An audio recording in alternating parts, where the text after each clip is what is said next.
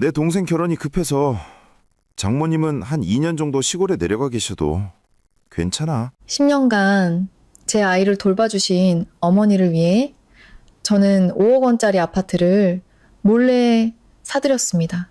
보름간의 출장을 마친 뒤 마지막 점검을 위해 들렀던 그 집에서 문을 열자마자 보인 것은 온 집안에 빨간 희시자를 붙이고 있는 시댁 식구 6명이었습니다. 그리고 남편은 태연하게 저 대사를 내뱉었죠. 저는 그 자리에서 시댁 식구들 모두가 경악할 만한 행동을 했습니다. 과연 제게는 무슨 일이 있었던 걸까요? 시어머니의 방으로 변해버린 친정어머니의 보금자리, 모든 것을 되찾기 위한 제 이야기가 지금 시작됩니다. 저희 평안한 노년 채널 구독과 좋아요로 응원해주시면 감사하겠습니다. 보름간의 부산 출장 동안 저는 거의 커피와 자정까지 이어지는 회의로 버텼습니다. 프로젝트는 대성공이었고 계약도 체결했습니다. 팀원 모두가 저를 축하해 주었지만 제가 얼마나 녹초가 되었는지는 저 자신만이 알고 있었습니다. 비행기가 인천국제공항에 착륙했을 때 제 머릿속에 가장 먼저 떠오른 것은 남편과 함께 사는 집의 익숙한 침대가 아니었습니다. 바로 지난 몇 달간 제가 숨겨온 비밀이었습니다. 그것은 제가 어머니를 위해 준비한 생애 가장 큰 선물이었습니다. 제 이름은 김서연, 32살이고 서울의 한 대형 유통회사에서 지역 관리자로 일하고 있습니다. 제 어머니 박선자 여사님은 은퇴한 교사이십니다. 10년 전 제가 딸 유나를 낳은 날부터 어머니는 고향인 강릉을 떠나 저희 부부와 함께 살며 손녀를 돌봐주셨습니다. 어머니는 마당에 부겐빌레아가 흐드러지게 핀 작은 집과 아침마다 함께 게이트볼을 치던 친구들을 모두 뒤로하고 자식과 부엌일에 치여 늘 정신없이 돌아가는 복잡하고 비좁은 도시로 오셨습니다. 그 10년 동안 언제나 단정하게 머리를 빗고 맑은 햇살 향기가 나는 옷을 입으시던 어머니는 허리에는 파스를 붙이고 무릎에는 약을 바르며 밤에는 다리가 저려 베개를 받치고 주무셔야 하는 할머니가 되셨습니다. 어머니께서 손녀에게 죽 한 그릇을 주기 위해 허리를 굽히시거나 좁은 베란다에서 갓 세탁한 옷가지를 넣는 모습을 볼 때마다 제 가슴은 누가 핥히는 것처럼 아팠습니다. 어머니께 감사했지만 바쁜 일상과 걱정거리 가득한 결혼 생활은 저로 하여금 늘 이렇게 다짐하게 만들었습니다. 조금만 더 기다리자. 조금만 더 벌고 조금만 더 안정되면 반드시 어머니께 보답할 거야. 그리고 마침내 저는 그 약속을 지킬 수 있게 되었습니다. 3개월 전 저는 조용히 마포구에 5억 원이 넘는 아파트를 한 채 구입했습니다. 아파트는 넓고 밝았으며 공원이 내려다 보이는 발코니가 있었습니다. 조용한 주거단지 내에 위치해 있었고 전용 엘리베이터와 24시간 경비원이 상주하는 곳이었습니다. 저는 오직 어머니의 이름으로만 등기를 마쳤습니다. 저는 어머니께서 아침 햇살을 받으며 창가에 놓인 흔들의자에서 책을 읽고 허리와 무릎에 무리가 가지 않는 높이의 주방을 쓰시며 손녀 유나가 오면 함께 지낼 수 있는 방이 있는 그런 품이 있는 공간에서 지내시길 바랐습니다. 저는 모든 계획을 세심하게 세웠습니다. 오늘 서울에 도착하면 바로 새 아파트로 가서 최근에 설치한 스마트 가전들을 마지막으로 점검하고 이번 주말에 어머니를 모시고 올 생각이었습니다. 어머니의 깜짝 놀라실 표정을 상상했습니다. 분명 저에게 돈 낭비했다고 꾸짖으시면서도 몰래 돌아서서 눈물을 닦으시겠지요. 저는 남편 정훈 씨에게는 알리지 않았습니다. 오랫동안 숨기려던 것이 아니라 어머니를 위한 놀라움을 온전히 지켜드리고 싶었기 때문입니다. 제 마음속에서 그것은 딸이 어머니에게 드리는 선물, 신성하고 사적인 무언가였습니다. 공항에서 저는 집으로 가지 않았습니다. 캐리어를 끌고 택시에 올라타 기사님께 새 아파트 주소를 말했습니다. 초저녁에 서울 하늘은 맑았고 가로수 그림자가 아스팔트 위로 길게 늘어져 있었습니다. 차는 많았지만 제 마음은 이상하리만치 가벼웠습니다. 가는 내내 어머니께 짧은 문자를 보냈습니다. 엄마, 오늘 좀 늦을 것 같아요. 제 저녁은 남겨두지 마세요. 어머니는 바로 답장을 보내셨습니다. 그래. 일 끝나면 조심해서 오너라. 유나는 방금 학원 갔어. 그 짧은 문자에 제 마음이 녹아내렸습니다. 어머니는 언제나 몇 년이 지나도 똑같으셨습니다. 항상 제가 피곤하진 않은지, 밥은 먹었는지, 늦지는 않는지부터 생각하셨습니다. 저는 택시 좌석의 등을 기대고 몇 분간 눈을 감았습니다. 오늘 밤 집에 돌아가 어머니를 꼭 껴안고 엄마 드릴 게 있어요 라고 말하는 제 모습을 상상했습니다. 택시가 아파트 단지 정문 앞에 멈췄습니다.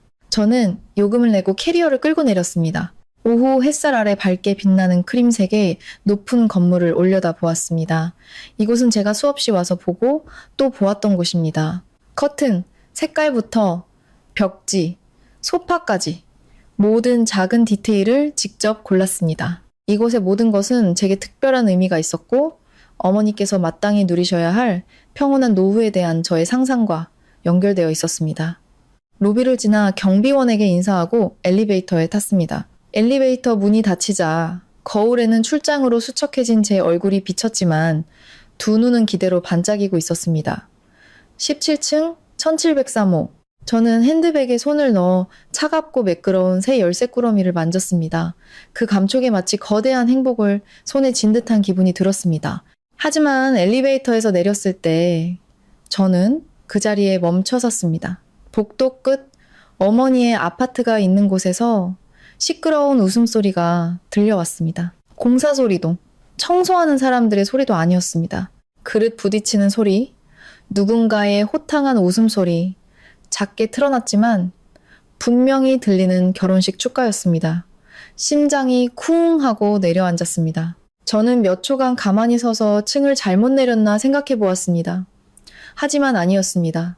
저 갈색 나무문, 문 옆에 작은 화분, 호수판, 모든 것이 정확했습니다.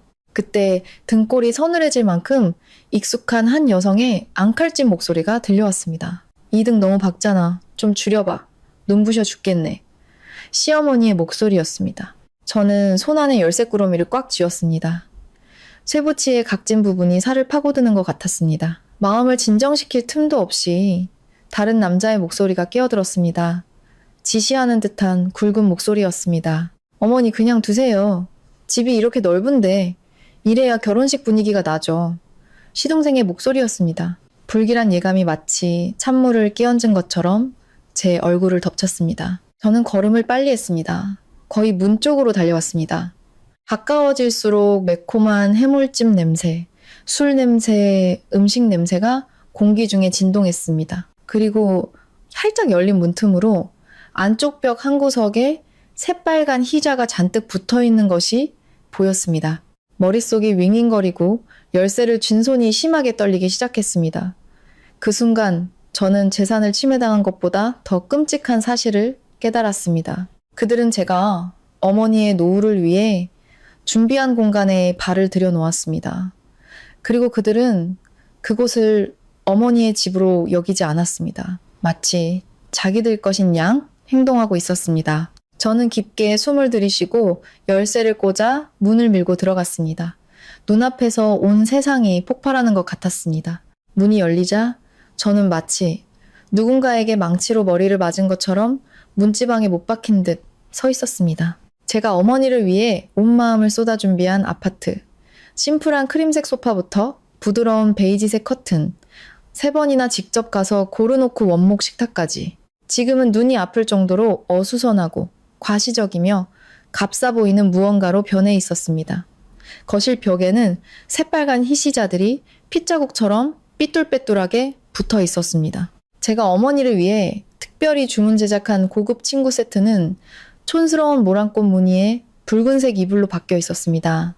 식탁 위에서는 해물찜 냄비가 부글부글 끓고 있었고 맵고 자극적인 연기가 자욱하게 피어올랐습니다. 주변에는 맥주캔 어지럽게 널린 그릇과 수저, 닭뼈, 구겨진 휴지들이 널브러져 있었습니다. 거실 한가운데에는 시어머니인 최 여사님이 떡하니 앉아 계셨고 그 옆에는 시동생 정수와 그의 예비 신부가 있었습니다. 그녀는 번쩍이는 옷차림에 손에는 금붙이를 주렁주렁 달고 있었습니다. 그리고 제 남편 정훈 씨는 상석에 앉아 마치 이곳이 원래 자기 집인 양 태연한 표정이었습니다. 모두가 저를 돌아보았습니다. 그 순간 방 안은 쥐 죽은 듯 조용해졌습니다. 저는 그들을 그리고 다시 집을 둘러보았습니다. 가슴 속에서 느껴지는 감정은 더 이상 분노가 아니었습니다. 뼛속까지 시린 냉기였습니다. 가장 먼저 일어선 사람은 정훈 씨였습니다.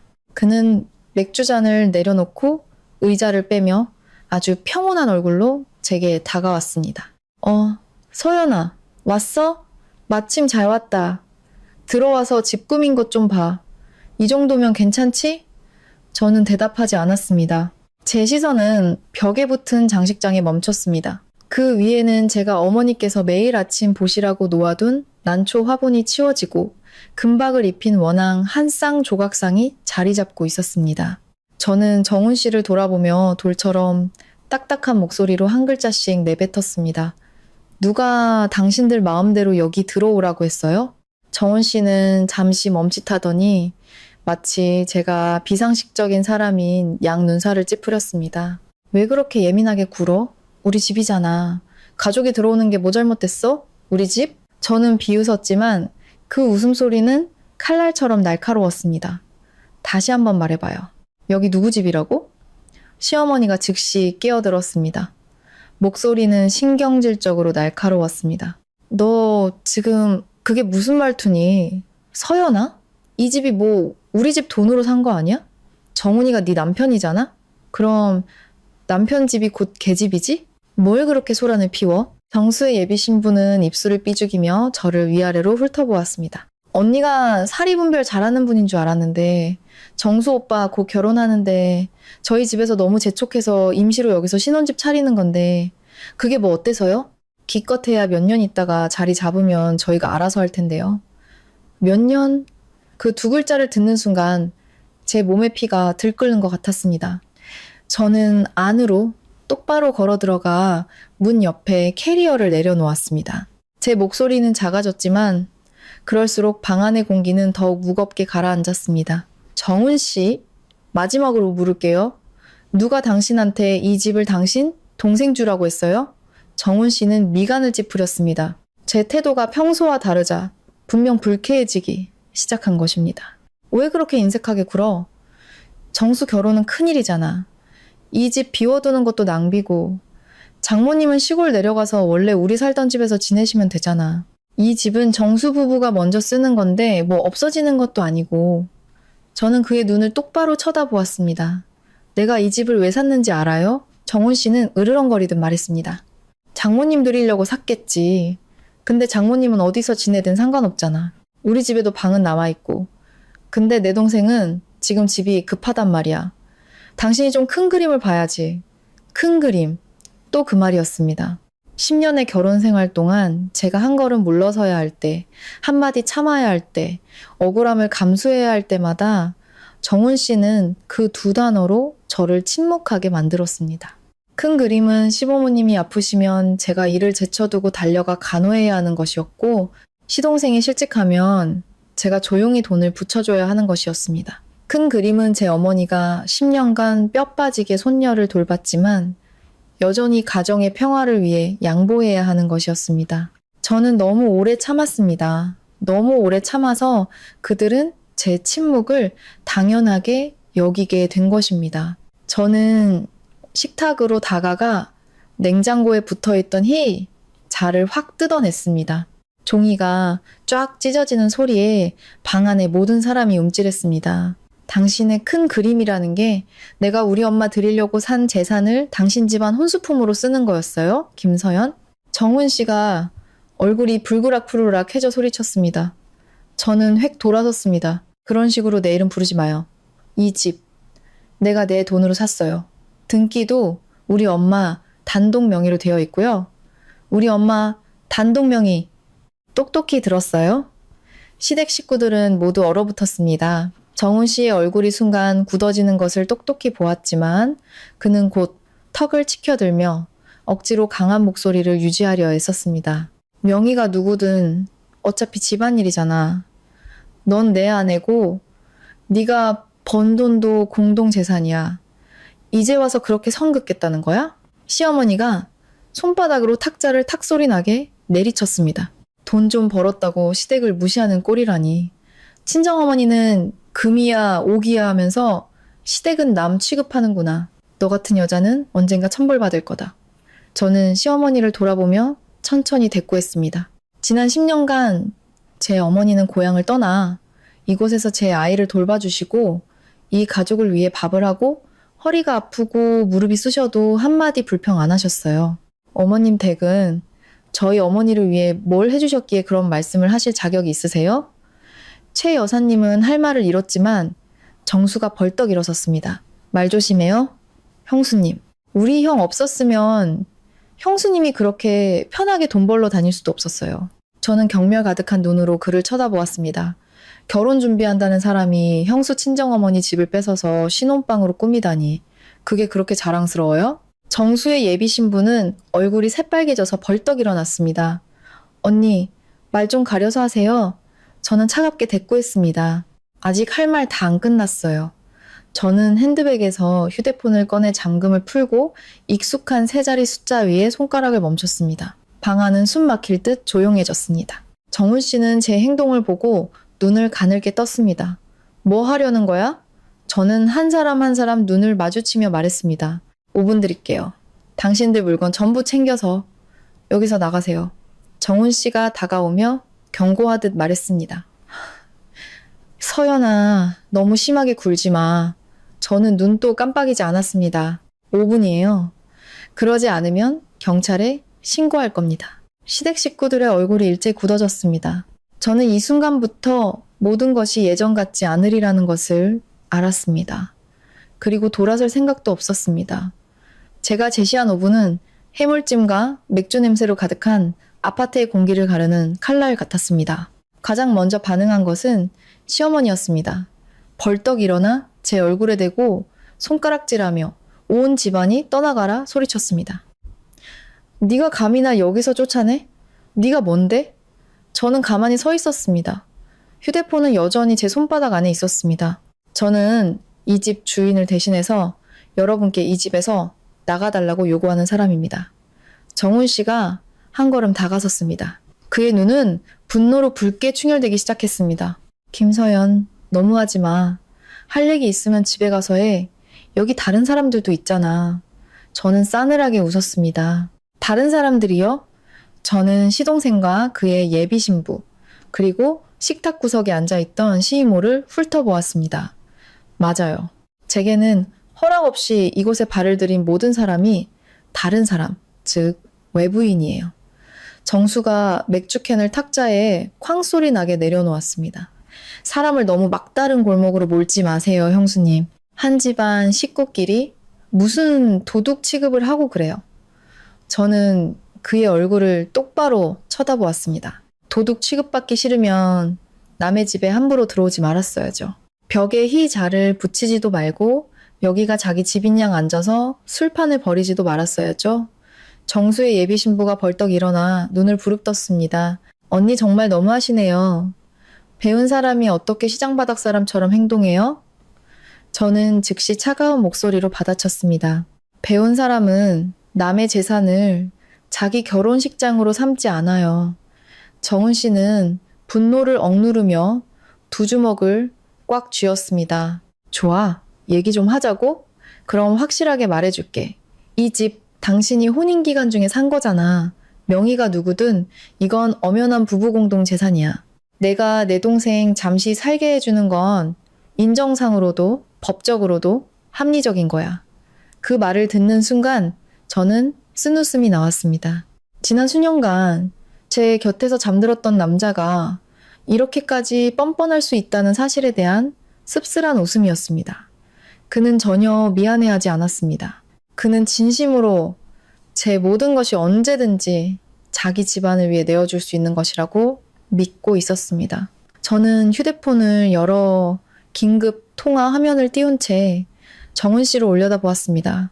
2번 말하게 하지 마세요. 짐 싸서 나가요.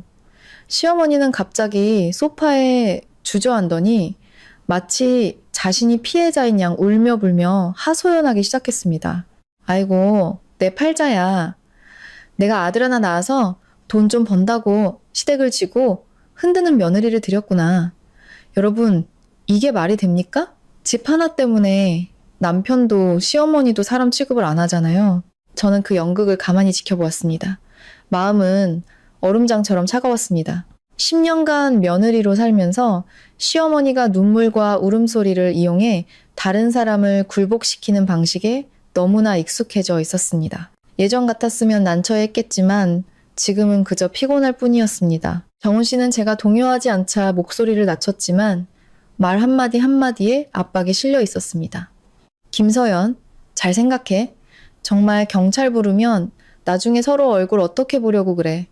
저는 그를 쳐다보며 또박또박 말했습니다. 얼굴 생각해야 할 사람은 당신이에요. 당신이 우리 엄마 집을 당신 동생 신혼방으로 내준 순간부터 당신은 이미 나를 가족으로 생각하지 않은 거예요. 그 말을 끝으로 저는 통화 버튼을 눌렀습니다. 연결음이 울리자 방안은 그대로 얼어붙었습니다. 정수가 한 걸음 다가오려 했지만 정훈 씨가 팔을 들어 막았습니다. 아마 그는 제가 정말로 협박하는 게 아니라는 걸 처음으로 깨달았을 겁니다. 여보세요. 푸른 파출소죠? 마포구에 있는 제 가족 소유 아파트에 무단으로 침입한 사람들이 있습니다. 저는 침착하게 주소와 호수를 말했습니다. 제 자신이 놀랄 정도로 차분한 목소리였습니다. 제가 내뱉는 한마디 한마디에 시댁 식구들의 얼굴색이 변해갔습니다. 시어머니는 울음을 멈췄습니다. 정수는 멍하니 서 있었고 그의 예비 신부는 당황한 눈빛으로 뒷걸음질 치기 시작했습니다. 정훈 씨는 이를 악물었습니다. 너 미쳤구나. 저는 전화를 끊고 그를 올려다 보았습니다. 아니요. 그냥 정신 차린 거예요. 바로 그때 저는 이 모든 일의 근원을 그 어느 때보다 명확하게 볼 수 있었습니다. 단순히 집 때문도 정수의 결혼 때문도 아니었습니다. 지난 수년간 그들은 제가 짊어지고 참고 책임지는 것에 익숙해져 있었기 때문입니다. 그들은 제 어머니가 대가 없이 손녀를 돌보는 것에, 제 월급이 생활비로 들어가는 것에, 시댁에 무슨 일이 생길 때마다 물러서는 사람이 항상 저였다는 사실에 익숙해져 있었습니다. 누군가의 선의로부터 이익을 얻는 것에 익숙해진 사람들은 그것을 더 이상 희생이 아닌 상대방의 의무라고 생각하게 되는 법입니다. 저는 방안을 마지막으로 둘러보았습니다. 새빨간 힐을, 김이 나는 해물집 냄비, 정체가 탄로나 굳어버린 얼굴들, 제가 어머니의 평안한 노후를 위해 준비했던 공간이 이제는 탐욕과 배은망덕의 전쟁터가 되어버렸습니다. 그 순간 저는 분명히 알았습니다. 만약 오늘 여기서 또 물러선다면 앞으로 저와 제 어머니에게는 결코 평온한 날이 오지 않을 것이라는 것을 저희 평안한 노년 채널에 구독과 좋아요로 응원해 주시면 정말 큰 힘이 됩니다. 시청자 여러분 가정에 늘 건강과 평안이 가득하시기를 바랍니다. 복도 밖에서 엘리베이터가 멈춘 소리가 들렸습니다. 저는 그들이 도착했음을 알았습니다. 초인종이 울리자 아파트 안은 쥐 죽은 듯 조용해졌습니다. 제가 나가서 문을 열자 밖에는 2명의 지역, 경찰관과 아파트 관리인이 서 있었습니다. 나이가 더 많아 보이는 경찰관이 저를 보며 차분하게 물었습니다. 신고하신 분 맞으십니까? 네, 맞습니다. 저는 몸을 비켜 그들을 안으로 안내했습니다. 경찰관을 보자마자 정훈 씨의 얼굴색이 변했습니다. 그는 서둘러 다가와 억지 미소를 지으며 말했습니다. 아이고, 경찰관님, 오해입니다. 이건 그냥 가족 문제, 부부싸움 좀 한 것뿐입니다. 경찰관은 바로 대답하지 않았습니다. 그는 집 안을 한 바퀴 둘러보았습니다. 벽에 붙은 새빨간 희시자부터 어지럽게 널린 물건들, 그리고 방 안, 각 사람의 얼굴까지. 그의 시선은 꾸짖는 듯 하지 않았지만 누구라도 뜨끔하게 만들기에 충분했습니다. 저는 침착하게 입을 열었습니다. 오해가 아닙니다. 이 아파트는 제 어머니의 개인 재산이며 저는 관리 권한을 위임받았습니다. 이 사람들은 소유주의 동의 없이 무단으로 들어와 거주하고 마음대로 집을 꾸미고 사용하고 있었습니다. 정훈 씨가 제게 획 돌아서며 이를 악물었습니다. 말 좀 가려서 해. 저는 그를 무시하고 준비해온 서류 뭉치를 가방에서 꺼내 경찰관에게 건넸습니다. 이건 아파트 등기부등본 사본입니다. 소유주는 제 어머니 박선자 여사님이십니다. 이건 제가 인테리어 마무리를 하는 동안 집을 관리하도록 위임받았다는 위임장입니다. 경찰관은 서류를 받아 꼼꼼히 살펴보았습니다. 방 안은 종이 넘어가는 소리가 들릴 정도로 조용했습니다. 시어머니는 초조해지기 시작했습니다. 여전히 억지로 강한 목소리를 유지하려 애쓰며 말했습니다. 서류는 서류고 쟤들은 부부잖아요. 아내가 샀으면 남편 지분도 있는 거 아니에요? 경찰관이 고개를 들어 시어머니를 똑바로 쳐다보며 단호하게 말했습니다. 어머님 공동 재산인지 개인 재산인지에 대한 분쟁은 법에 따라 해결될 것입니다. 하지만 현재 이 아파트의 등기상 소유주는 이곳에 계신 분들 중 아무도 아닙니다. 합법적인 관리인이 퇴거를 요구하는데도 응하지 않으시면 저희는 사건 기록을 작성할 권한이 있습니다. 사건 기록이라는 말에 정수의 얼굴이 눈에 띄게 창백해졌습니다. 그의 예비 신부는 정수의 소매를 살짝 잡아당겼습니다. 그녀의 눈에는 이미 공포가 서려 있었습니다. 아마 그녀는 잠시 아파트를 빌리는 일이 이렇게 될 줄은 상상도 못했을 겁니다. 정훈 씨는 여전히 포기하지 않았습니다. 그는 지갑에서 혼인관계증명서를 꺼내 내밀었습니다. 이것 좀 보십시오. 제가 이 사람 남편입니다. 혼인기간 중에 생긴 집인데 어떻게 무단 침입이 됩니까? 경찰관은 서류를 훑어본 뒤 탁자 위에 내려놓았습니다. 목소리는 여전히 부드러웠지만 더욱 단호해졌습니다. 선생님께서 이분의 남편인 것은 맞지만 이 아파트의 소유자로 등기되어 있지는 않습니다. 게다가 합법적인 관리인이 선생님과 가족분들에게 퇴거를 요구했습니다. 만약 계속해서 머무르신다면 사건의 성격이 달라질 수 있습니다. 저는 옆에 서 있었습니다. 마음속에는 통쾌함 같은 것은 없었습니다. 그저 차가운 공허함만이 가득했습니다. 10년 부부 생활의 끝이 결국 남의 입을 빌려 옳고 그름을 가려야 하는 것이라니. 그때 관리인이 입을 열었습니다.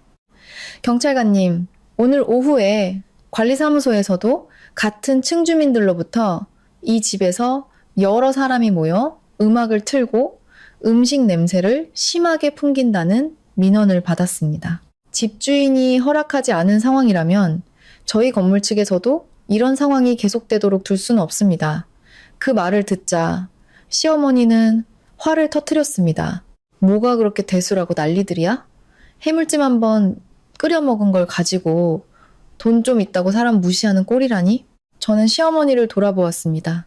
그렇게 대수롭지 않은 일이라면 왜 어머님 댁에 가서 해물찜을 끓여 드시지 않으셨어요?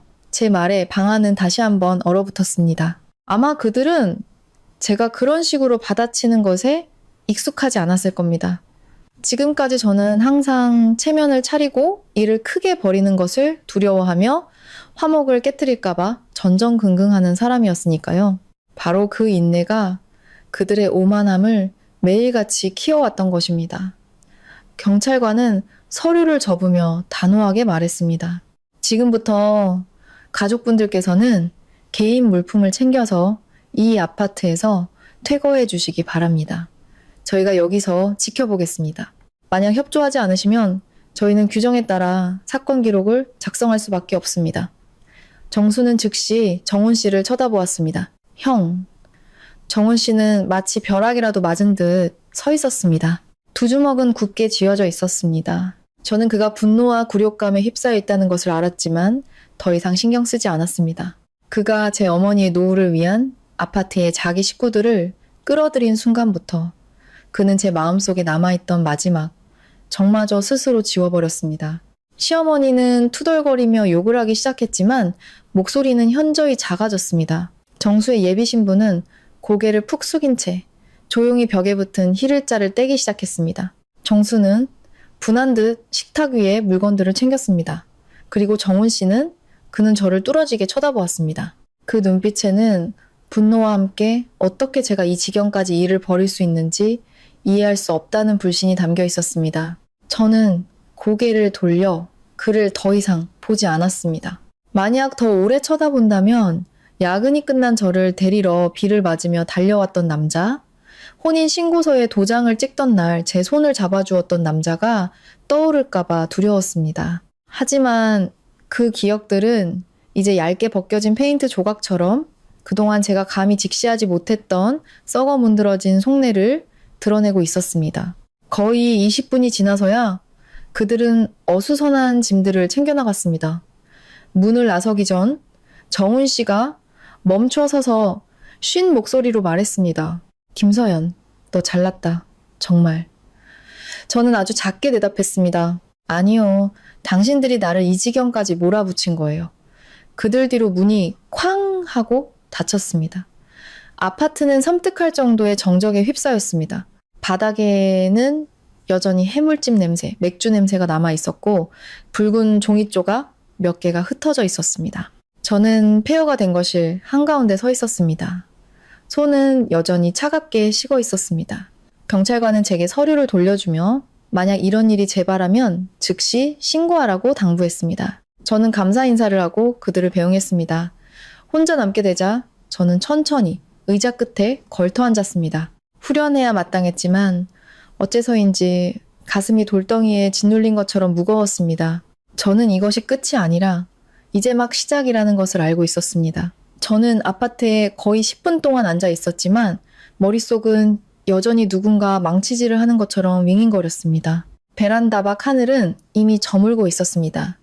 기울어진 햇살이 유리창을 통해 들어와 바닥에 남은 붉은 종이 조각 위로 비쳤습니다. 그 모습이 우스꽝스러우면서도 씁쓸했습니다. 저는 일어나 집안을 한 바퀴 둘러보았습니다.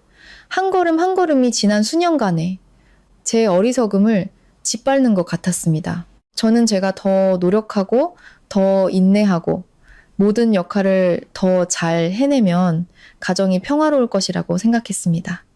하지만 탐욕이 습관이 된 사람들에게 제 인내는 선의가 아니었습니다. 그들의 눈에 그것은 마음껏 짓밟아도 되는 약함일 뿐이었습니다. 저는 허리를 숙여 벽에 남은 희시자를 떼어냈습니다. 접착제가 너무 강해 잡아당기자 페인트가 함께 뜯겨져 나왔습니다. 얼룩덜룩해진 벽을 보며 가슴이 아팠습니다. 이곳은 제가 어머니를 위해 산 집입니다. 구석구석 물건 하나하나 모두 진심을 담아 골랐습니다. 그런데 단 하루 만에 그들은 이곳을 자신들의 이기심을 위한 무대로 만들어버렸습니다. 저는 그날 밤 바로 청소업체와 인테리어 업체에 연락해 아파트 전체를 다시 정리해달라고 부탁했습니다. 모든 것이 마무리된 후 저는 가방을 들고 아파트를 나섰습니다. 로비로 내려오자 휴대폰이 쉴 새 없이 울렸습니다. 정훈 씨의 부재중 전화 12통, 시어머니의 7통, 그리고 화면을 가득 채운 문자 메시지들. 저는 열어보지 않았습니다. 읽지 않아도 그 내용을 짐작할 수 있었습니다. 늘 군림하는 것에 익숙했던 사람들이 반격당하면 가장 먼저 하는 일은 자신을 돌아보는 것이 아니라 감히 저항한 사람을 비난하는 것입니다. 저는 차에 올라 집으로 향했습니다. 가는 내내 막연한 불안감이 마음속에서 점점 커졌습니다. 시댁 식구들을 어머니의 아파트에서 쫓아내는 데는 성공했지만 문득 어머니를 생각하니 등골이 오싹해졌습니다. 그들이 감히 그 집을 차지하려 했다면 그들이 하지 못할 일이 또 무엇이 있을까? 저희 부부가 사는 아파트 주차장으로 들어서자 심장이 비정상적으로 빠르게 뛰기 시작했습니다. 엘리베이터를 타고 올라가 문을 열었을 때 저는 그 자리에 얼어붙었습니다. 집안의 냄새가 달라져 있었습니다. 어머니께서 유나의 옷을 세탁할 때 쓰시던 은은한 섬유유연제 냄새가 나지 않았습니다. 어머니께서 저녁마다 끓이시던 시래기국이나 생강차 냄새도 없었습니다. 대신 파스 냄새, 한약 냄새, 그리고 희미한 향 냄새가 섞여 있었습니다. 낯설고 차갑고 숨막히는 냄새가 목구멍을 꽉 막는 것 같았습니다. 저는 가방을 내려놓고 지난 10년간 어머니께서 지내셨던 방으로 거의 달려갔습니다. 방문은 살짝 열려 있었고 저는 힘껏 밀었습니다. 눈앞이 캄캄해졌습니다. 어머니께서 항상 덮으시던 옅은 크림색 담요는 사라졌습니다. 제가 직접 사들인 장꽃문의 침대보는 요란한 짙은 붉은색 이불로 바뀌어 있었습니다. 침대의 머리맡, 독서등과 관절염약, 어머니의 돋보기 안경이 놓여있던 자리에는 시부모님의 대형 결혼사진이 자리 잡고 있었습니다. 어머니께서 잎사귀 하나하나 정성껏 돌보시던 작은 난초화분들은 없어지고 대신 복을 부른다는 조각상과 아직 개지 않은 옷가지가 쌓여 있었습니다.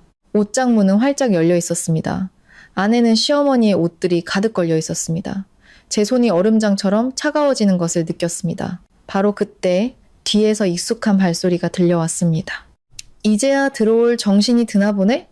돌아보니 정훈 씨가 문가에 서 있었습니다. 얼굴은 어두웠고 넥타이는 풀어헤쳐져 있었으며 눈은 붉게 충혈되어 있었습니다. 불과 몇 시간 만에 그는 더 이상 침착한 척 하려 하지 않았습니다. 저는 그를 똑바로 쳐다보았습니다. 우리 엄마 어디 계세요? 정훈 씨는 입꼬리를 비틀어 올렸습니다. 그 비웃음이 섬뜩할 정도로 낯설게 느껴졌습니다. 고향 내려가셨어. 저는 제가 잘못 들었나 싶었습니다. 뭐라고요? 장모님, 고향 내려가셨다고.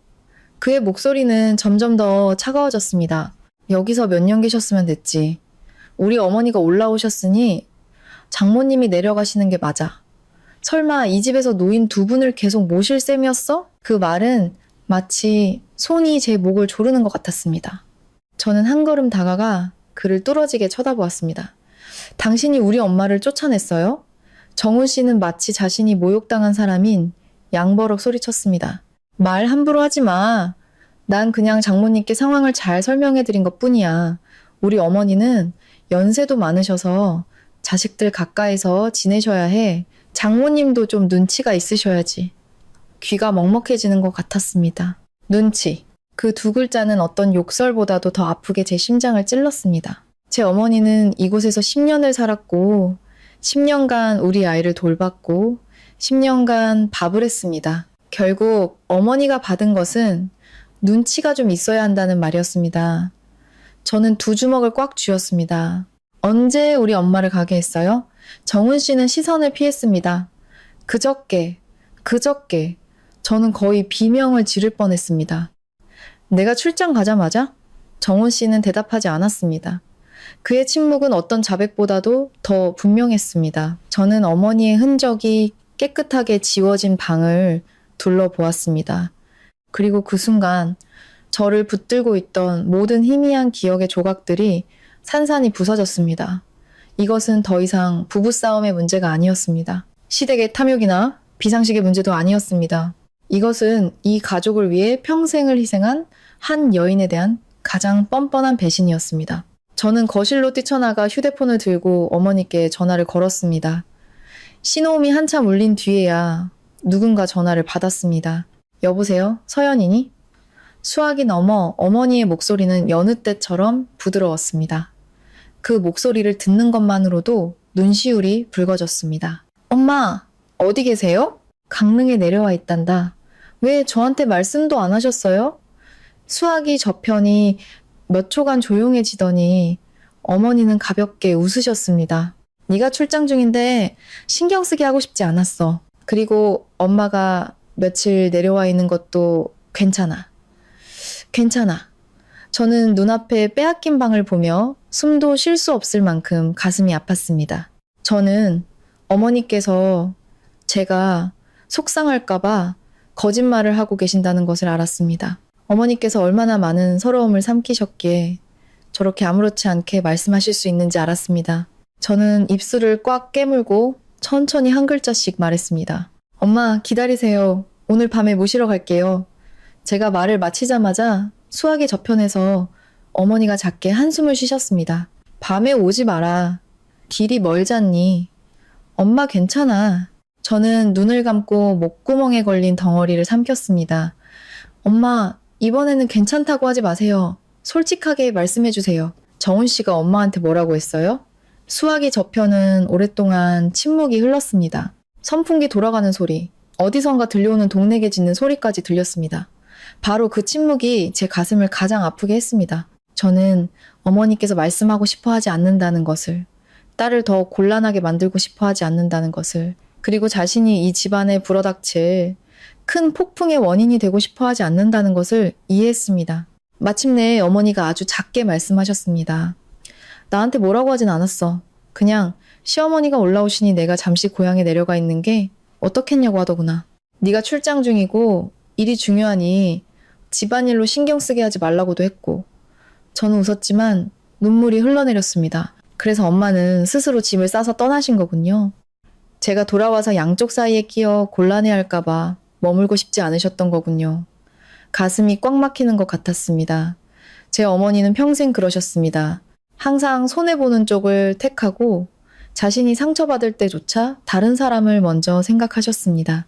10년 전 어머니는 제가 일하면서 아이를 키우는 것이 힘들까봐 고향을 떠나 도시로 오셨습니다. 10년 후 어머니는 제가 결혼 생활에서 곤란해질까봐 조용히 돌아가셨습니다.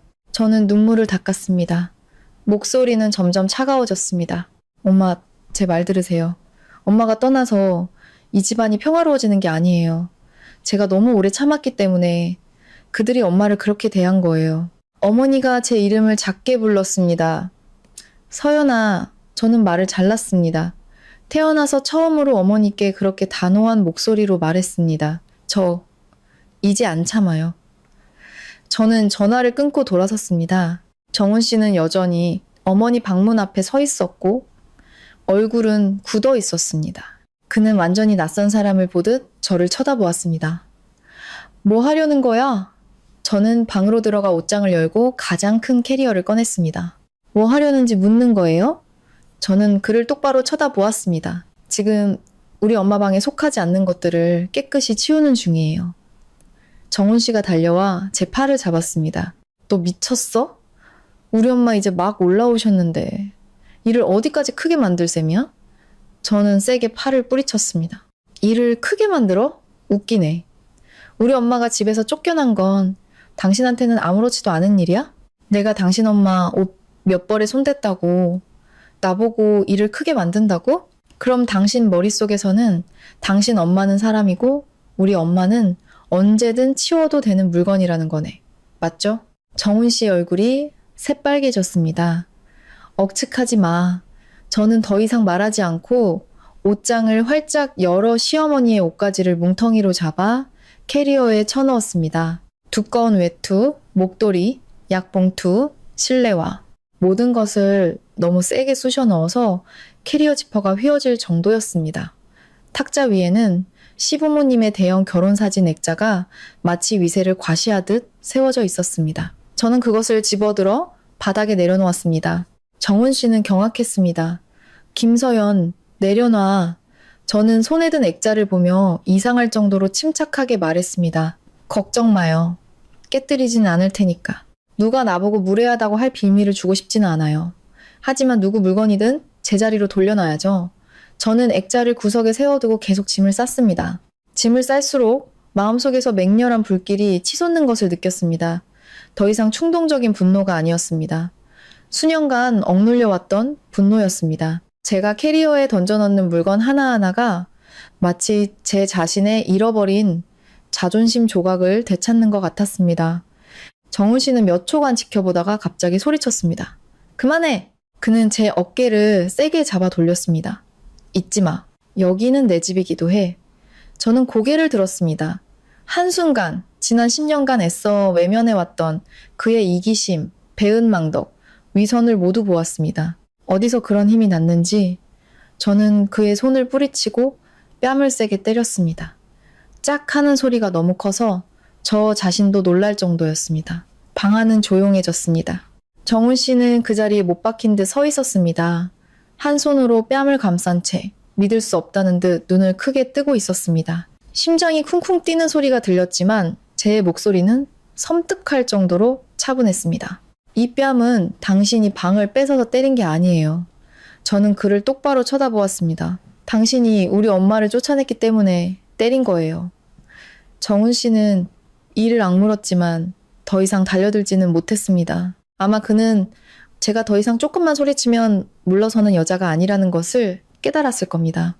저는 캐리어 지퍼를 잠그고 온 힘을 다해 복도로 끌고 나가 세게 밀어버렸습니다. 캐리어는 벽에 쿵 하고 부딪히며 열렸고 옷가지들이 사방으로 흩어졌습니다. 저는 문 밖을 가리켰습니다. 이것들 전부 가지고 나가서 당신 어머니께 전해요. 이 방은 오늘부터 비어 있더라도 그분이 발 들여놓을 차례는 오지 않을 거라고. 바로 그때 현관문이 열렸습니다. 학원에서 막 돌아온 유나가 책가방을 맨 채 눈앞의 광경에 놀라문 앞에 멈춰섰습니다. 아이는 저와 아빠를 번갈아 보았습니다. 동그란 눈에는 공포가 가득했습니다. 저는 깊게 숨을 들이쉬었습니다. 가슴이 찢어지는 것 같았지만 허리를 숙여 아이를 품에 안았습니다. 유나야, 방에 들어가 있어. 엄마가 아빠랑 얘기 좀 할게. 아이는 제 옷을 붙잡았습니다. 입술이 떨리고 있었습니다. 엄마, 할머니 어디 가셨어요? 그 질문은 마치 칼이 되어 제 심장을 찌르는 것 같았습니다. 저는 유나를 더 꽉 껴안았습니다. 아이의 머리를 부드럽게 쓰다듬으며 가슴이 찢어지는 고통을 느꼈습니다. 아이는 맑은 눈으로 저를 올려다보았습니다. 걱정과 서러움이 가득한 얼굴이었습니다. 태어나서부터 유나는 누구보다도 할머니를 따랐습니다. 매일 아침 할머니가 깨워주셨고 머리를 빗겨 학교에 보내주셨습니다. 매일 밤 할머니가 이야기를 들려주시고 이불을 덮어주셨습니다. 그런데 제가 출장을 다녀온 사이에 이 집은 아이조차 무언가 아주 나쁜 일이 일어났음을 감지할 수 있을 정도로 뒤죽박죽이 되어버렸습니다. 저는 애써 침착한 목소리를 유지했습니다. 할머니 며칠 고향에 내려가셨어. 엄마가 다시 모시고 올게. 유나는 입술을 꾹 다물었습니다. 눈에는 눈물이 그렁그렁했습니다. 근데 왜 할머니는 나한테 말도 안 하고 가셨어요? 목이 메었습니다. 아이의 순진한 질문은 정훈 씨를 상대하는 것보다 더 대답하기 어려웠습니다. 아이에게 할머니가 쫓겨났다고 말할 수는 없었습니다. 아이가 매일 아빠라고 부르는 사람의 진짜 모습을 전부 목격하게 할 수도 없었습니다. 저는 유나의 뺨을 쓰다듬으며 달랬습니다. 먼저 방에 들어가 있을래? 엄마가 아빠랑 얘기 끝내고 들어갈게. 아이는 바로 가지 않았습니다. 정훈 씨를 돌아보았습니다. 방금 저에게 뺨을 맞은 남자의 얼굴에는 붉은 손자국이 선명했습니다. 하지만 저를 더 소름 끼치게 한 것은 그의 눈빛이었습니다. 더 이상 부끄러움은 없었습니다. 통제권을 잃은 자의 분노와 원망만이 남아 있었습니다. 유나가 작은 목소리로 말했습니다. 아빠, 엄마한테 소리 지르지 마세요. 바람처럼 스쳐 지나가는 작은 목소리였지만 방 안은 쥐 죽은 듯 조용해졌습니다. 정훈 씨의 어깨가 순간 굳어지는 것을 보았습니다. 아마 딸의 눈에 자신이 엄마를 아프게 하는 사람으로 비쳤다는 사실을 그 자신도 예상하지 못했을 겁니다. 저는 아이의 어깨를 살짝 밀었습니다. 방에 들어가 있어, 딸. 이번에야 유나는 발걸음을 옮겼지만 계속해서 저를 돌아보았습니다. 딸의 방문이 닫히고 나서야 저는 정훈 씨를 돌아보았습니다. 우리 사이의 공기는 너무나 무거워서 말 한마디만 더해도 터져버릴 것 같았습니다. 정훈 씨가 먼저 입을 열었습니다. 목소리는 탁했습니다. 이제 만족해? 애 앞에서 이 꼴을 만들어야 했어? 저는 그를 쳐다보았습니다. 마음속에는 극도의 피로감만이 남아 있었습니다. 내가 이 꼴을 만들었다고요? 저는 그에게 다가갔습니다. 분노의 목소리가 떨렸습니다. 당신은 내가 출장 가자마자 우리 엄마를 고향으로 쫓아냈어. 당신 어머니가 그 방을 차지하게 했고, 당신은 우리 엄마 집을 당신 동생 신혼방으로 내줬어. 당신이 이 집안을 엉망진창으로 만들어 놓고 이제 와서 내가 이 꼴을 만들었냐고 묻는 거예요? 정훈 씨는 고개를 돌리며 신경질적으로 소리쳤습니다. 맨날 모든 잘못을 나한테만 돌리지 마. 우리 어머니가 올라오셨으면 방을 마련해야지. 그럼 호텔에 모시라는 말이야? 저는 싸늘하게 웃었습니다. 그럼 우리 엄마는 고향으로 내쫓겨도 되는 거고요? 그런 말 한 적 없어. 하지만 당신은 그렇게 행동했잖아요. 정훈 씨는 침묵했습니다. 그 침묵은 부인할 수 없는 자백과도 같았습니다. 저는 집 안을 둘러보았습니다. 복도에 흩어진 시어머니의 짐들, 그리고 딸의 닫힌 방문을 보았습니다. 갑자기 제 안의 모든 분노가 더 이상 소리로 터져 나오지 않았습니다. 그것은 가라앉고 차가워지고 날카로워졌습니다. 마치 잘 벼려진 칼날처럼 저는 천천히 말했습니다. 정훈 씨, 마지막으로 한 번만 물을게요. 지난 10년간 우리 엄마가 당신 가족에게 무슨 잘못을 했어요? 정훈 씨는 미간을 찌푸렸습니다. 아무도 장모님이 잘못했다고 안 했어. 그럼 왜 우리 엄마를 그렇게 대했어요? 그는 짜증스럽게 이마를 쓸어 올렸습니다. 일이 이 지경까지 왔는데 아직도 그런 걸 묻는 이유가 뭐야? 저는 그를 오랫동안 쳐다보았습니다. 그렇구나. 그의 머릿속에서 중요한 것은 우리 엄마의 서러움도 자신의 배은망덕도 아니었습니다. 제가 왜 자꾸 지난 일을 들추냐는 것이었습니다. 그에게는 그저 이 일이 지나가고 제가 모든 것을 삼키고 아무 일도 없었던 것처럼 계속 살아주면 되는 것이었습니다. 바로 그 순간 저는 이 결혼이 정말로 끝났음을 깨달았습니다. 한 번의 다툼이나 방 하나 때문이 아니었습니다. 제 앞에 있는 남자는 자신이 잘못했다는 것을 깨달을 능력이 완전히 상실된 사람이었기 때문입니다. 저는 거실로 나가 휴대폰을 들고 전자도어락 교체 서비스에 전화를 걸었습니다. 정훈 씨가 즉시 따라왔습니다. 누구한테 전화하는 거야? 저는 글을 보지 않고 말했습니다. 열쇠 바꾸는 사람 부르는 거예요. 김서연. 정훈 씨의 목소리가 낮게 깔렸습니다. 네가 무슨 권리로 날 집에서 쫓아내? 저는 획 돌아섰습니다. 그럼 당신은 무슨 권리로 우리 엄마를 이 집에서 쫓아냈어요? 우리는 두 명의 낯선 사람처럼 마주섰습니다. 어떤 결혼은 하루아침에 무너지지 않습니다.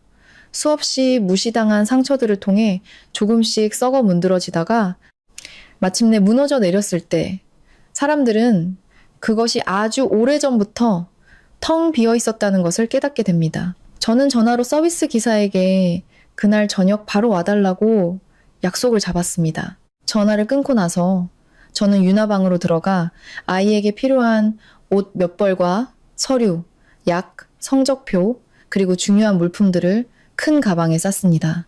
정훈 씨는 제가 하는 모든 것을 지켜보다가 마침내 정말로 당황하기 시작했습니다. 애 데리고 어디 가려고? 저는 간결하게 대답했습니다. 엄마 모시러 가요. 서연아, 제발 일을 더 심각하게 만들지 마. 저는 손을 멈추고 그날 밤 마지막으로 그를 쳐다보았습니다. 더 심각하게? 아니요. 나는 지금 당신이 망가뜨린 걸 바로잡으려는 거예요. 문 밖에서 초인종이 울렸습니다. 열쇠 교체 기사님이 도착한 것입니다. 저는 문을 열어 두 명의 기술자를 안으로 들였습니다. 한 분은 고개를 숙여 인사했고 다른 한 분은 공구상자를 바닥에 내려놓았습니다. 그들은 집안의 팽팽한 분위기를 보자마자 더 이상 묻지 말아야 한다는 것을 알아차렸습니다. 비밀번호 전부 바꾸고 기존 지문도 다 삭제해주세요. 저는 분명하고 단호하게 말했습니다. 기사님이 저를 보며 다시 확인했습니다. 네, 집주인분 맞으시죠? 제가 이 아파트 분양 계약자이고 모든 대금을 납부했습니다. 정훈 씨가 즉시 나섰습니다. 잠깐만요. 여기는 제 집이기도 합니다. 저는 그를 돌아보지 않았습니다. 일 시작해주세요. 기사님은 잠시 망설였지만 이내 허리를 숙여 공구 상자를 열었습니다. 드라이버 소리. 전자기기가 켜지는 소리가 조용한 집안에 울려 퍼졌습니다. 정훈 씨는 몇 초간 멍하니 서 있다가 갑자기 소리쳤습니다. 김서연, 너 정말 미쳤구나. 저는 계속해서 유나의 옷을 쌌습니다. 내가 미쳤다면 그것도 당신들 때문이야. 너 지금 무슨 짓을 하는지 알고는 있어? 열쇠 바꾸고 나면 나보고 길거리에 나앉으라는 거야? 이번에야 저는 고개를 들었습니다. 길거리에 나앉는 게 두려워요? 저는 그의 눈을 똑바로 쳐다보았습니다. 그럼 당신은 우리 엄마를 쫓아낼 때 엄마가 어디로 가야 할지, 누구에게 의지해야 할지, 어떤 기분일지 생각해 본 적은 있어요? 정훈 씨는 할 말을 잃었습니다. 저는 말을 할수록 가슴이 아파왔습니다. 하루 종일의 다툼이 저를 무감각하게 만들었다고 생각했지만 어머니 이야기만 나오면 모든 고통이 고스란히 되살아났습니다. 저는 어머니께서 조용히 옷 몇 벌을 챙겨 낡은 캐리어를 끌고 문을 나서는 모습을 상상했습니다. 손녀가 깰까봐, 멀리 있는 제가 걱정할까봐 한마디 불평도 하지 못하셨을 겁니다. 그 생각만으로도 눈물이 터져 나올 것 같았지만 저는 울지 않았습니다. 적어도 정훈 씨 앞에서는 15분 후 기사님이 일어섰습니다. 다 됐습니다, 사모님. 기존 지문은 모두 삭제했고 새 비밀번호 확인 한번 부탁드립니다.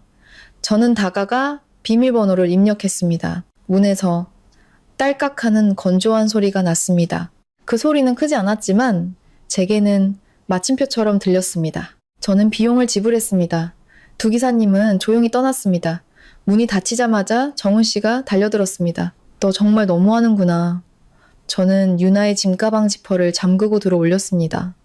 너무해? 저는 이상할 정도로 평온한 목소리로 반복했습니다. 당신은 아직 뭐가 너무한 건지 보지도 못했어요. 저는 딸의 방으로 들어갔습니다. 유나는 교복을 갈아입고 침대에서 베개를 안고 앉아 있었습니다. 눈이 빨갛게 부어 있었습니다. 아이는 저를 올려다보며 아주 작은 목소리로 말했습니다. 엄마, 우리 정말 할머니 데리러 가는 거야? 저는 앉아서 아이를 품에 안았습니다. 엄마랑 같이 할머니 모시러 가자. 아빠는? 저는 잠시 멈칫했다가 아이의 머리를 쓰다듬었습니다. 아빠는 남아서 자기가 무슨 일을 했는지 생각해 봐야 해. 유나는 제 가슴에 기댔습니다. 아이들은 어른들의 사정을 다 이해하지는 못하지만 누가 자신을 안전하게 해주고 누가 불안하게 하는지는 아주 잘 압니다. 저는 갑자기 아이가 너무나 안쓰러워 가슴이 미어졌습니다. 지난 수년간 저는 돈을 버느라 모든 것을 완벽하게 해내느라 바빴습니다. 그저 형식적으로라도 가정이 온전하면 아이가 평온하게 자랄 것이라고 믿었습니다. 오늘에야 저는 깨달았습니다. 엄마 아빠가 다 있는 집이라도 그 안에 냉대와 이기심, 강요가 가득하다면 그곳은 여전히 평화롭지 못한 곳이라는 것을 저는 유나의 손을 잡고 밖으로 나갔습니다. 정훈 씨는 여전히 거실 한가운데에 어두운 얼굴로 서 있었습니다. 정말 이 밤중에 애를 데리고 나가겠다고? 할머니를 쫓아낸 집에 아이를 혼자 둘 수는 없어요. 맨날 애를 어른들 싸움에 끌어들이지 마. 저는 피곤한 웃음을 터뜨렸습니다. 처음부터 아이를 이 일에 끌어들인 건 당신이에요. 당신은 유나가 아무것도 모를 거라고 생각해요? 애는 다 알아요. 그저 어리니까 말을 안 할 뿐이지. 정훈 씨가 문 앞을 막아섰습니다. 못 가. 저는 그의 팔이 제 앞을 가로막는 것을 보았습니다. 그 모습이 익숙하면서도 낯설었습니다. 이 남자는 한때 제가 가장 믿었던 버팀목이었습니다. 그리고 바로 이 남자가 지금 제 길을 막고 있었습니다. 마치 제가 붙잡혀야만 하는 죄인인 것처럼 비켜요. 싫어. 저는 그를 몇 초간 쳐다보다가 휴대폰을 꺼내 들었습니다. 경비 아저씨를 한 번 더 부르게 하고 싶으면 계속 그렇게 해요. 정훈 씨는 턱을 꽉 깨물었습니다. 결국 그는 옆으로 비켜섰습니다. 그가 저를 존중해서가 아니라 모든 것이 통제불능이 되는 것을, 체면을 구기는 것을, 이웃들의 수군거림을 두려워하기 시작했기 때문이라는 것을 알았습니다. 그는 언제나 정보다 체면을 더 소중히 여기는 사람이었습니다. 저는 캐리어를 끌고 문으로 향했습니다. 떠나기 전 저는 돌아보며 마지막 말을 남겼습니다. 내일 사람 보내서 우리 엄마 짐, 나머지 다 챙겨갈 거예요. 당신이랑 당신 가족, 우리 엄마 물건에 손끝 하나 대지 마요. 정훈 씨는 저를 뚫어지게 쳐다보았습니다. 김서연, 정말 모든 걸 돌이킬 수 없는 지경까지 몰고 갈 셈이야? 저는 유나의 손을 잡고 문을 열었습니다. 내가 몰고 간 게 아니에요. 당신이 직접 끊어버린 거지. 우리는 엘리베이터에 탔습니다. 철문이 닫히자 환한 복도에 남겨진 정훈 씨의 얼굴이 시야에서 사라졌습니다.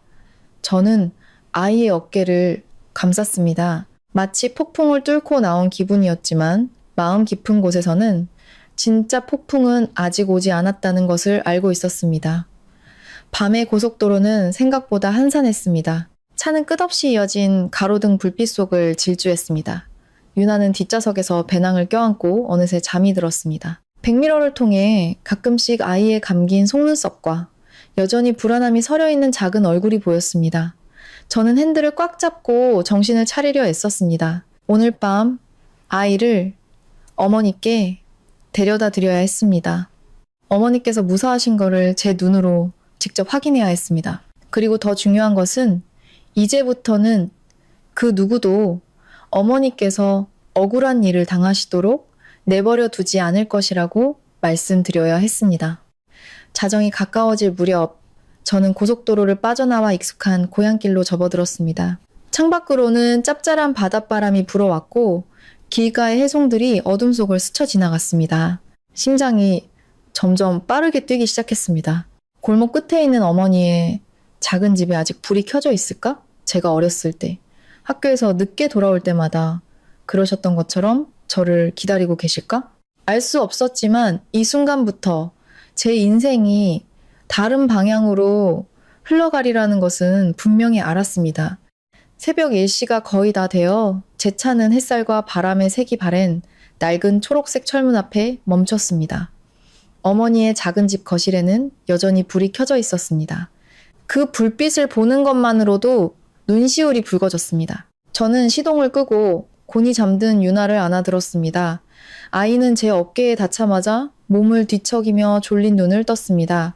엄마, 할머니 집이야? 도착했어.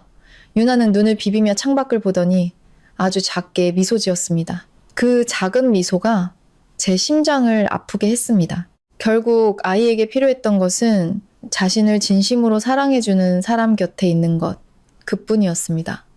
저는 대문을 밀고 마당으로 들어섰습니다. 텐마루 앞에 채송화화부는 밤중에도 조용히 피어 있었습니다. 제 신발이 타일 바닥에 닿는 소리는 아주 작았지만 어머니는 그 소리를 들으셨습니다.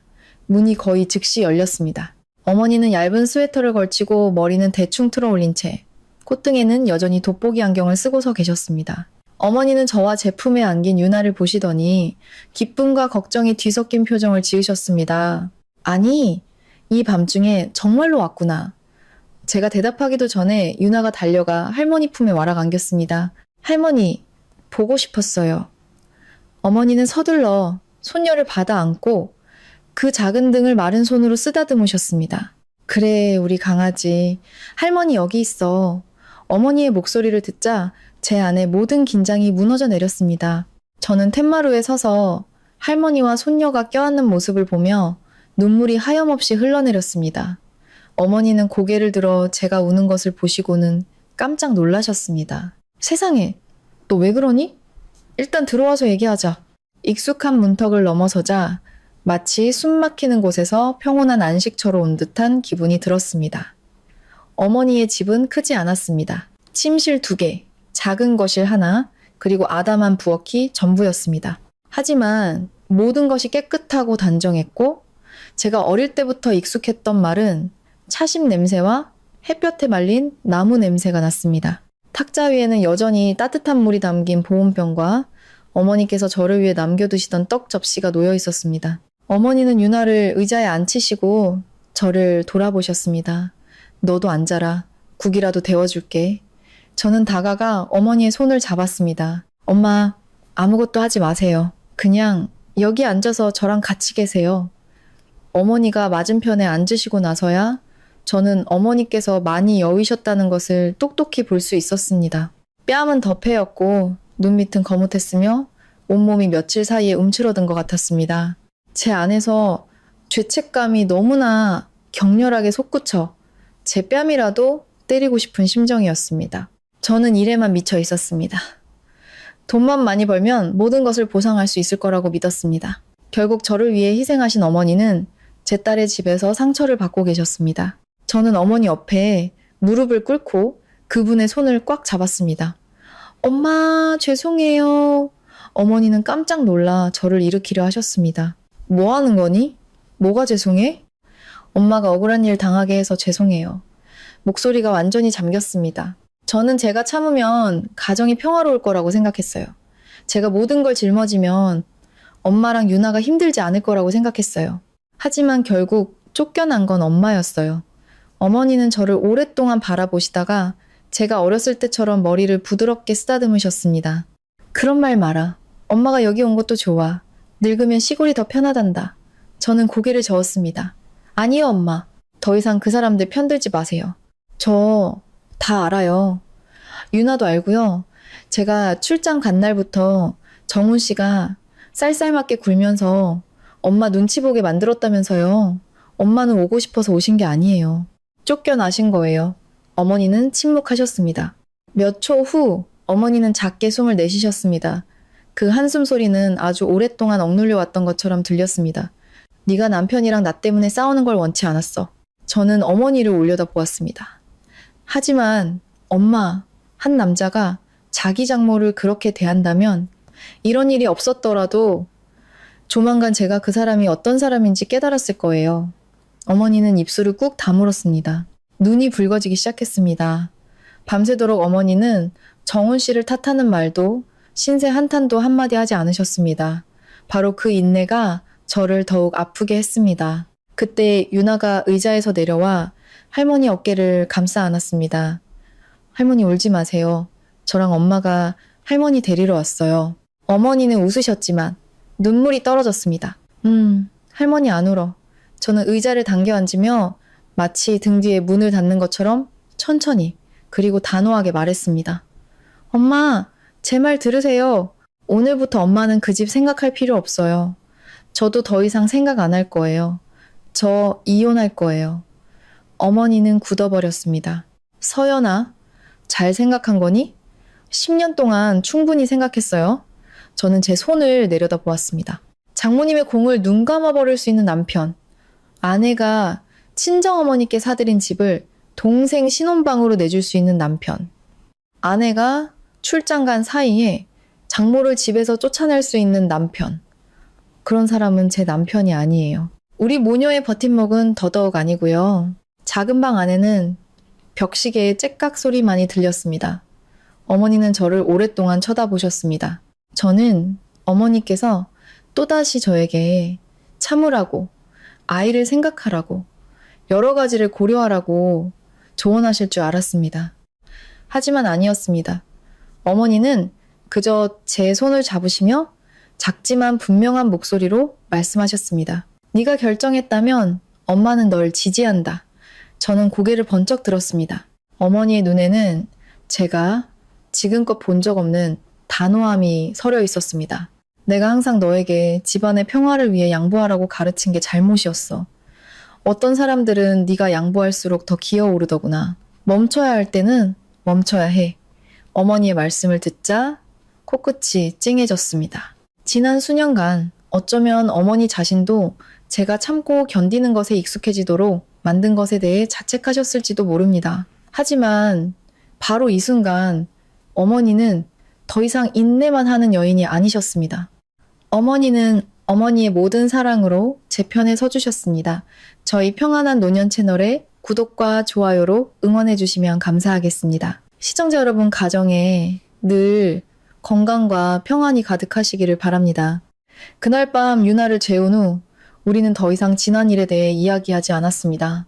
대신 앞으로 해야 할 일들에 대해 논의하기 시작했습니다. 서류, 변호사, 양육권, 재산, 모든 것이 제 머릿속에서 점차 명확해졌습니다. 텐마루 밖에서는 바닷바람이 나뭇가지를 스쳐 지나갔습니다. 곧 날이 밝아올 것이었습니다. 그리고 저는 이번 새벽이 단순히 새로운 하루의 시작이 아니라 제 인생의 새로운 장을 여는 시작이라는 것을 알았습니다. 다음 날 아침, 저는 2시간 남짓 눈을 붙이고 깨어났습니다. 마당에는 햇살이 낡은 타일 바닥 위로 엷은 황금빛을 쏟아내고 있었습니다. 어머니는 부엌에서 유나에게 줄죽을 끓이고 계셨습니다. 그리고 아이는 식탁에 앉아 마치 어젯밤 아무런 폭풍도 지나가지 않은 것처럼 색칠 공부를 하고 있었습니다. 아이들은 참 이상합니다. 자신을 안전하게 해주는 사람 곁에 있기만 하면 마음이 금세 다시 평온해집니다. 저는 부엌 문가에 서서 어머니와 딸을 바라보았습니다. 문득 마음속에 아주 낯선 감정이 떠올랐습니다. 더 이상 어제의 혼란이나 분노가 아니었습니다. 충분히 아파한 뒤에 찾아온 차가운 깨달음이었습니다. 저는 제가 무엇을 해야 하는지 알았습니다. 아침을 먹은 후 저는 유나를 어머니께 맡기고 시내로 차를 몰아 오랜 친구가 소개해준 법률사무소를 찾아갔습니다. 저를 맞아준 변호사는 40대 초반의 여성이었는데 체구는 작았지만 눈빛이 아주 날카로웠습니다. 제가 앉자마자 그녀는 제 앞으로 따뜻한 물 한 잔을 밀어주며 말했습니다. 처음부터 사실 그대로 빠뜨리는 것 없이 말씀해주세요. 왠지 모르게 그 한마디가 저를 존중해주는 것 같았습니다. 저는 어머니를 위해 아파트를 산 이야기부터 시댁 식구들이 무단으로 들어와 살았던 이야기, 제가 경찰에 신고한 이야기, 정훈 씨가 우리 엄마를 쫓아낸 이야기, 그 방을 차지한 이야기, 그리고 열쇠를 바꾸고 딸을 데리고 고향으로 온 이야기까지 모두 털어놓았습니다. 저는 단숨에 이야기했고 이야기할수록 모든 사건이 얼마나 무서운 그림으로 엮여 있는지 명확해졌습니다. 변호사는 다 듣고 나서 바로 말하지 않았습니다. 제가 가져온 서류 사본들을 하나씩 살펴보며 천천히 고개를 끄덕였습니다. 어머니께 사드린 아파트는 단독 명의이고 관리 위임장까지 있으니 저쪽에서 재산 분할을 주장하기는 매우 어렵습니다. 더 큰 문제는 이 결혼이 신뢰라는 기반을 완전히 잃었다는 점입니다. 저는 싸늘하게 웃었습니다. 잃은 지는 오래됐어요. 이제야 제가 직시했을 뿐이죠. 변호사는 서류 뭉치 위에 손을 얹었습니다. 이혼을 결심하셨다면 이제부터는 감정적으로 행동하시면 안 됩니다. 모든 일에는 증거가 필요합니다. 오늘부터 모든 문자 메시지, 녹음, 사진, 재산 관련 서류, 자녀 문제, 그리고 어머님께서 집에서 쫓겨나신 일과 관련된 모든 것을 전부 보관하셔야 합니다. 저는 고개를 끄덕였습니다. 알겠습니다. 떠나기 전에 저는 변호사에게 이혼 합의서 초안을 작성해달라고 부탁했습니다. 거기에는 제가 윤아의 양육권을 요구하고 어머니 명의의 아파트는 남편과 무관함을 명시하며 동시에 공동재산을 법에 따라 분할하는 내용이 담겨 있었습니다. 서류 뭉치를 손에 들었을 때 생각했던 것만큼 떨리지 않았습니다. 아마 벼랑 끝까지 몰리면 사람들은 더 이상 잃는 것이라는 걸 두려워하지 않게 되나 봅니다. 제가 정말로 두려웠던 것은 썩어 문드러진 결혼 생활을 계속하는 것이었습니다. 그날 오후 저는 혼자 서울로 돌아왔습니다. 어머니께는 당분간 집에 계시면서 정훈 씨나 시댁 쪽에서 오는 전화는 일절 받지 말라고 당부했습니다. 유나가 제 목을 끌어안았습니다. 작은 목소리로 말했습니다. 엄마, 빨리 다녀와 해. 저는 아이의 이마에 입을 맞췄습니다. 엄마가 큰일 해결하고 바로 데리러 올게. 서울에 들어서자 제 휴대폰에는 거의 30통에 달하는 부재중 전화가 찍혀 있었습니다. 정훈 씨, 시어머니, 시동생, 심지어 어제 어머니 아파트에서 해물찜을 먹던 시이모의 번호까지 있었습니다. 저는 전화를 받지 않았습니다. 정훈 씨에게 딱 한 통의 문자만 보냈습니다. 오늘 오후 3시 집에서 이야기해요. 원한다면 당신 부모님도 모시고 오세요. 3시 10분 전 저는 아파트에 들어섰습니다. 집안은 이상할 정도로 조용했습니다. 신발을 갈아 신기도 전에 시댁 식구들이 마치 재판을 기다리는 사람들처럼 거실에 앉아 있는 것이 보였습니다. 시어머니는 팔짱을 낀 채 험악한 표정을 짓고 있었습니다. 시동생은 다리를 꼬고 앉아 불쾌한 기색을 역력히 드러내고 있었습니다. 평소에는 말이 없으시던 시아버지도 오늘만큼은 무거운 표정으로 자리를 지키고 있었습니다. 그리고 정훈 씨는? 그는 소파 가운데 앉아 있었습니다. 눈 밑은 거무스름했고 턱에는 수염이 거뭇하게 자라 있었습니다. 간밤에 한숨도 자지 못한 모양이었습니다. 저는 가방을 내려놓고 탁자 앞으로 다가가 그들 맞은편에 앉았습니다. 아무도 먼저 입을 열지 않았습니다. 방 안은 마치 바닥 밑에서 불씨가 타오르는 것처럼 숨 막혔습니다. 마침내 정훈 씨가 입을 열었습니다. 애써 침착함을 유지하려는 목소리였습니다. 정말 이를 이 지경까지 크게 만들어야겠어? 저는 그를 쳐다보았습니다. 내가 원한 게 아니에요. 당신들이 이 지경까지 만든 거지. 시어머니가 즉시 끼어들었습니다.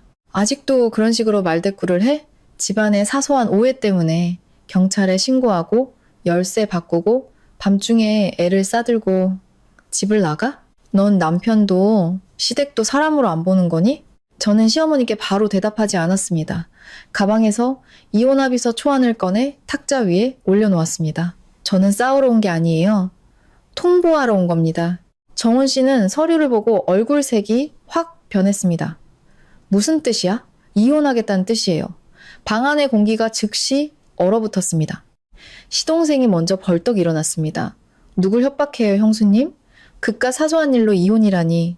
저는 그를 돌아보았습니다. 당신 같은 외부인은 우리 부부 사이에 끼어들 자격 없어요. 시어머니가 탁자를 내리쳤습니다. 누가 외부인이야? 내가 내 시어머니야? 저는 시어머니를 똑바로 쳐다보았습니다. 자격 있는 시어머니란 며느리의 친정어머니를 존중할 줄 아는 사람이지 그분을 집에서 내쫓고 그 방을 차지하고 앉아있는 사람이 아니에요. 정훈 씨가 으르렁거렸습니다. 그만해. 말 너무 심하게 하지 마. 저는 휴대폰을 꺼내 어제 어머니 아파트에서 녹음했던 파일을 틀었습니다. 그의 목소리가 거실 한가운데에 선명하게 울려 퍼졌습니다. 이 집 비워두는 것도 낭비고 장모님은 어디서 지내든 상관없잖아. 근데 내 동생은 지금 집이 급하단 말이야. 당신이 좀 큰 그림을 봐야지. 저는 녹음을 끄고 그를 똑바로 쳐다보았습니다. 이게 당신의 큰 그림이고 이게 내 결정이에요. 저는 이혼 합의서를 정훈 씨 쪽으로 밀었습니다. 도장 찍어요. 그게 모두의 체면을 지키는 길일 테니까. 정훈 씨는 합의서를 바로 짚지 않았습니다. 그는 마치 아주 낯선 물건을 보듯 종이를 뚫어지게 쳐다보다가 천천히 고개를 들어 저를 보았습니다. 그의 눈에는 어젯밤의 충동적인 분노 대신 원망과 계산이 뒤섞인 무겁고 어두운 감정이 서려 있었습니다. 저는 그 눈빛에 너무나 익숙했습니다. 말투나 도리로 상대를 억누를 수 없을 때 그는 손익을 따지기 시작했습니다. 시어머니가 먼저 폭발했습니다. 이혼? 네가 하고 싶다고 할 수 있는 줄 알아? 이 집이 너 혼자 마음대로 할 수 있는 곳인 줄 아니? 저는 시어머니를 보며 평온하게 말했습니다. 맞아요. 마음대로 할 수 없죠. 그래서 오늘 허락을 구하러 온 게 아니라 확실하게 통보하러 온 거예요. 시동생이 비웃으며 의자의 등을 기댔습니다. 솔직히 말해서 형수님이 뭐라고 이렇게까지 세게 나오세요? 30 넘은에 딸린 여자가 이혼하고 나면 지금보다 살기 편할 것 같아요? 저는 그를 돌아보며 간결하게 말했습니다. 그럼 당신은 당신 결혼식이나 걱정해요. 아, 참. 당신 신혼방이 방금 사라진 것 같네. 시동생의 얼굴이 새빨개졌습니다. 그가 벌떡 일어나려던 순간 시아버지가 낮게 소리쳤습니다. 조용히 해. 저는 조금 놀랐습니다. 평소 시아버지는 말이 없으셨고 아내와 자식들 일에 끼어드는 법이 거의 없었습니다. 하지만 오늘만큼은 그도 모든 것이 너무 멀리 와버렸다는 것을 안 모양이었습니다. 시아버지는 저를 보며 지친 목소리로 말했습니다. 서연아, 이번 일은 우리 집에 잘못이 있다는 거 안다. 하지만 부부가 10년을 같이 살았는데 어떻게 하루아침에 헤어진다고 할 수 있니? 유나도 아직 어린데. 바로 그 말이었습니다. 언젠가는 나올 것이라고 예상했던 말. 아이. 아이는 언제나 썩어문드러진 결혼의 마지막 카드였습니다.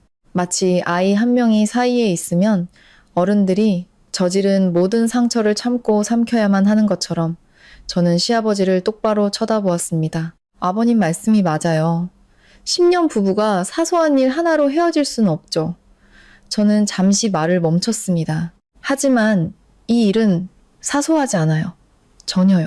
이건 제가 10년을 참고 우리 엄마가 10년을 짊어지고 이 집안 전체가 우리 모녀의 희생을 당연하게 여긴 결과예요.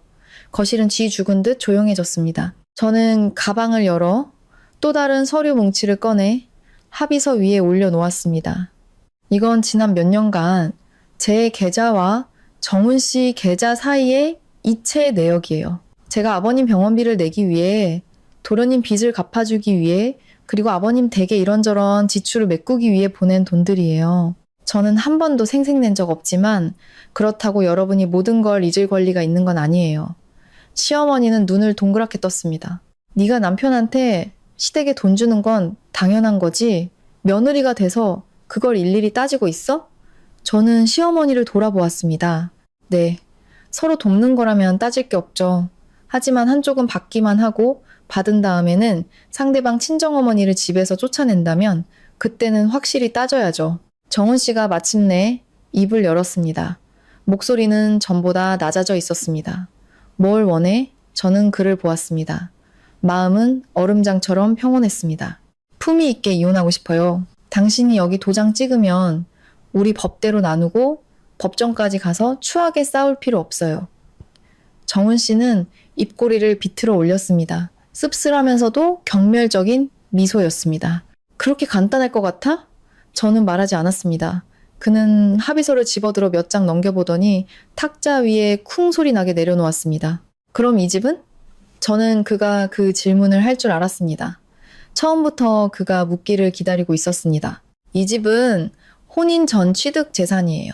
제 이름으로 된 분양 계약서가 있고 제 개인 계좌에서 대금이 지불됐으며 공증 서류도 명확해요.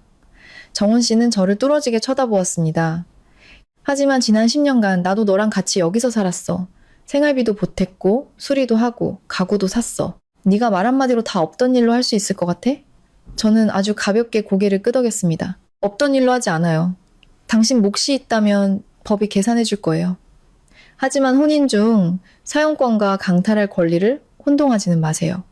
시동생이 원망 섞인 목소리로 끼어들었습니다. 형, 뭘 도장을 찍어? 형수님이 그냥 겁주려고 저러는 거잖아. 법정 가면 형수님이 다 가질 수 있을 것 같아?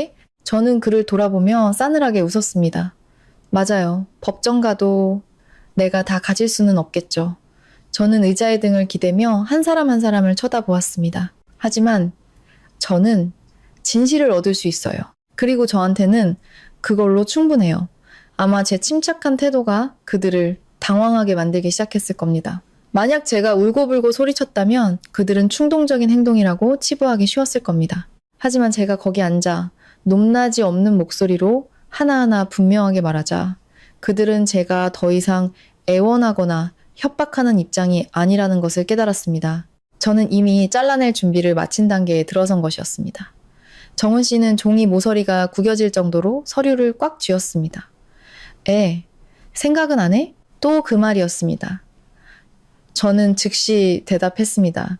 애를 생각하기 때문에 이런 집에서 자라게 하고 싶지 않은 거예요. 시어머니가 비웃었습니다. 이런 집이 어때서 엄마 아빠 다 있는 게 얼마나 많은 집보다 나은데. 저는 시어머니를 보며 또박또박 말했습니다. 엄마 아빠가 다 있는데 외할머니는 쫓겨나고 친할머니가 그 방을 차지하고 아빠가 외할머니의 공을 무시하는 집. 그건 온전한 게 아니에요. 그건 유해한 거예요. 정훈 씨가 갑자기 벌떡 일어났습니다. 그만해! 그의 목소리가 방안을 울렸고 모두가 움찔했습니다. 그는 거칠게 숨을 몰아쉬었습니다. 눈은 붉게 충혈되어 있었습니다. 날 더 이상 몰아붙이지 마. 저도 일어나 그와 마주 섰습니다. 내가 당신을 몰아붙이는 게 아니에요. 저는 탁자 위에 합의서를 가리켰습니다. 당신에게 사흘 주겠어요. 사흘 동안 뭘 하라고? 선택해요. 저는 그의 눈을 똑바로 쳐다보았습니다. 도장을 찍든가 아니면 법정에서 보든가. 하지만 당신이 어떤 길을 선택하든 이 결혼은 끝났어요. 말을 마친 저는 가방을 들고 문을 향해 돌아섰습니다. 등 뒤에서 시어머니가 무언가 소리치고 있었습니다. 시동생은 분한 듯 탁자를 내리쳤고 정훈 씨는 더 이상 한마디도 하지 않았습니다. 저는 그가 계산하고 있다는 것을 알았습니다. 돈, 집, 체면, 그리고 저를 다시 붙잡을 방법이 남아 있는지. 하지만 이번에는 그가 잘못 계산할 것이었습니다. 제가 그에게 더 이상 주지 않을 유일한 것은 바로 기회였으니까요. 저는 그날 저녁 이후 정훈 씨가 며칠간 조용히 생각할 것이라고 예상했습니다. 하지만 저는 그의 뻔뻔함을 과소평가했습니다. 바로 다음 날 아침 제가 고향 집에서 변호사와 전화로 서류를 검토하고 있을 때였습니다. 제 휴대폰이 낯선 번호로부터 온 문자 메시지로 쉴 새 없이 울렸습니다. 열어서 첫 몇 줄만 읽었는데도 피가 머리로 솟구치는 것 같았습니다. 서연 씨, 두 분 사이에 무슨 일이 있었는지는 모르겠지만 가정에 있는 여자가 돈 좀 있다고 남편을 이혼으로 몰아붙이는 건 아이가 너무 불쌍하네요. 두 번째 문자는 다른 번호로 왔습니다. 시어머니께 막말하고 한밤중에 시댁 식구들을 집에서 쫓아냈다고 들었어요. 여자로서 그렇게 살면 나중에 자식들이 뭘 보고 배우겠어요. 몇 개를 더 읽어보고 나서야 저는 즉시 상황을 파악했습니다. 정훈 씨가 자신에게 유리한 방향으로 이야기를 퍼뜨리기 시작한 것이었습니다. 그의 버전 속에서 저는 돈 좀 벌었다고 교만해져서 남편을 무시하고 시어머니께 무례하게 굴며 사소한 방 문제 하나 때문에 아이를 데리고 친정으로 가버린 여자가 되어 있었습니다. 그는 우리 엄마가 쫓겨난 부분, 노후를 위한 아파트가 강탈당한 부분, 자신에게 불리한 모든 사실을 의도적으로 지워버렸습니다. 저는 휴대폰을 탁자 위에 내려놓고 싸늘하게 웃었습니다. 역시 정훈 씨다웠습니다. 이성으로 이길 수 없게 되자 여론전으로 공격하기 시작한 것입니다. 제 안색이 변한 것을 보신 어머니께서 물으셨습니다. 또 그 사람이니? 저는 고개를 끄덕였습니다. 자기 방식대로 이야기를 퍼뜨리기 시작했어요. 어머니는 저를 보셨습니다. 눈빛은 걱정스러웠지만 전혀 흔들림이 없었습니다. 그런 말들 신경 쓰지 마라. 신경은 안 쓰지만 저를 모욕하게 내버려 두지는 않을 거예요. 제가 말을 마치자 휴대폰이 다시 울렸습니다. 이번에는 회사 인사팀장님의 전화였습니다. 저는 미간을 찌푸렸습니다. 불길한 예감을 느끼며 전화를 받았습니다. 서연 씨, 지금 어디예요? 팀장님의 목소리는 조금 망설이는 듯 했습니다. 고향에 엄마랑 아이랑 같이 있어요. 그냥 서연 씨가 미리 알았으면 해서 전화했어요. 오늘 아침에 익명으로 이메일이 하나 왔는데 서연 씨 사생활에 대한 내용이더라고요. 별로 좋지 않은 내용이라서 저는 휴대폰을 꽉 쥐었습니다. 혹시 제가 배은망덕하고 무례하며 재산 때문에 남편을 이혼으로 몰아붙인다는 내용인가요? 팀장님은 몇 초간 침묵했습니다. 벌써 알고 있었어요? 저는 눈을 감았습니다. 정훈 씨는 제 생각보다 더 멀리 나갔습니다. 친척과 친구들에게 이야기를 왜곡하는 것을 넘어 제 직장에서까지 저를 흠집 내려 한 것입니다. 10년간 함께 산 아내, 밥과 돈을 나누고 가장 힘든 시절을 함께 버텨준 아내였습니다. 그런데 저를 붙잡을 수 없게 되자 그는 제 경력까지 무너뜨리려 한 것입니다. 제 목소리는 얼음장처럼 차분해졌습니다. 팀장님, 걱정 마세요. 제가 처리하겠습니다.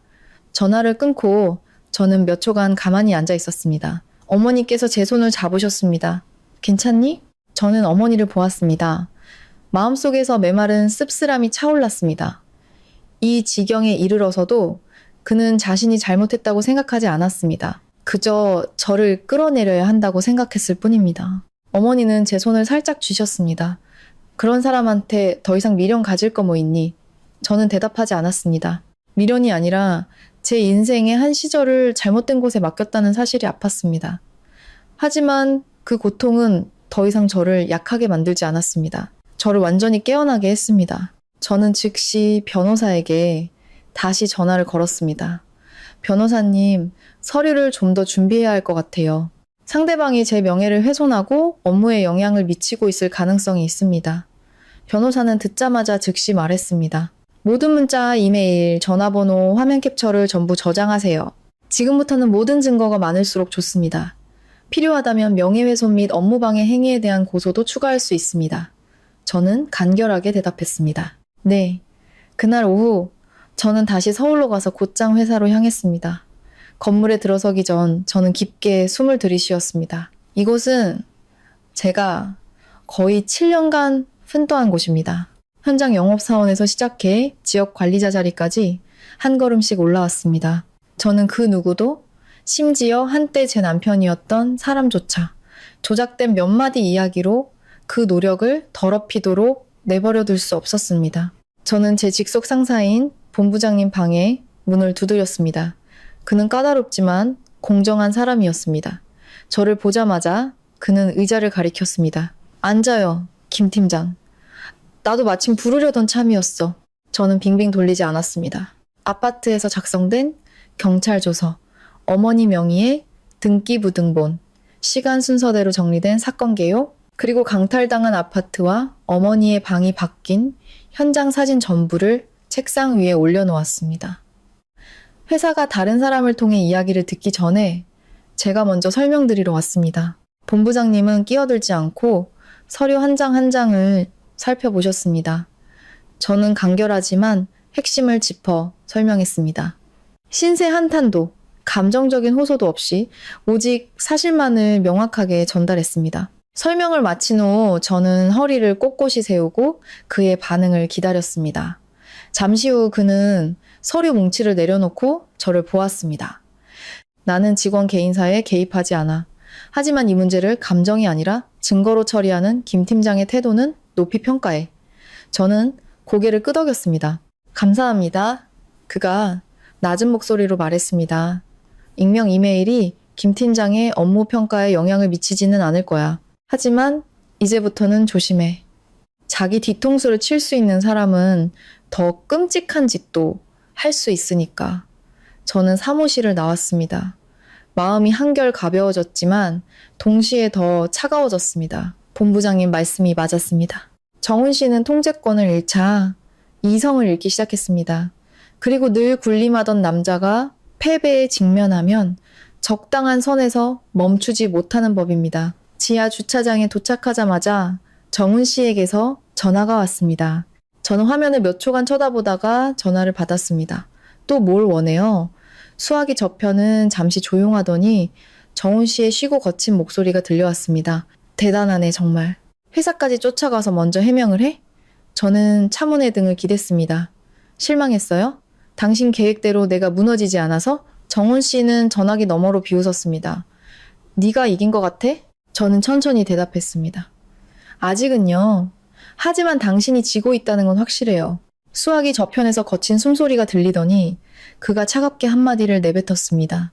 그럼 두고 봐. 유나 문제. 네가 데려가고 싶다고 마음대로 데려가게 두지 않을 테니까. 저는 휴대폰을 꽉 쥐었습니다. 예상했던 대로였습니다.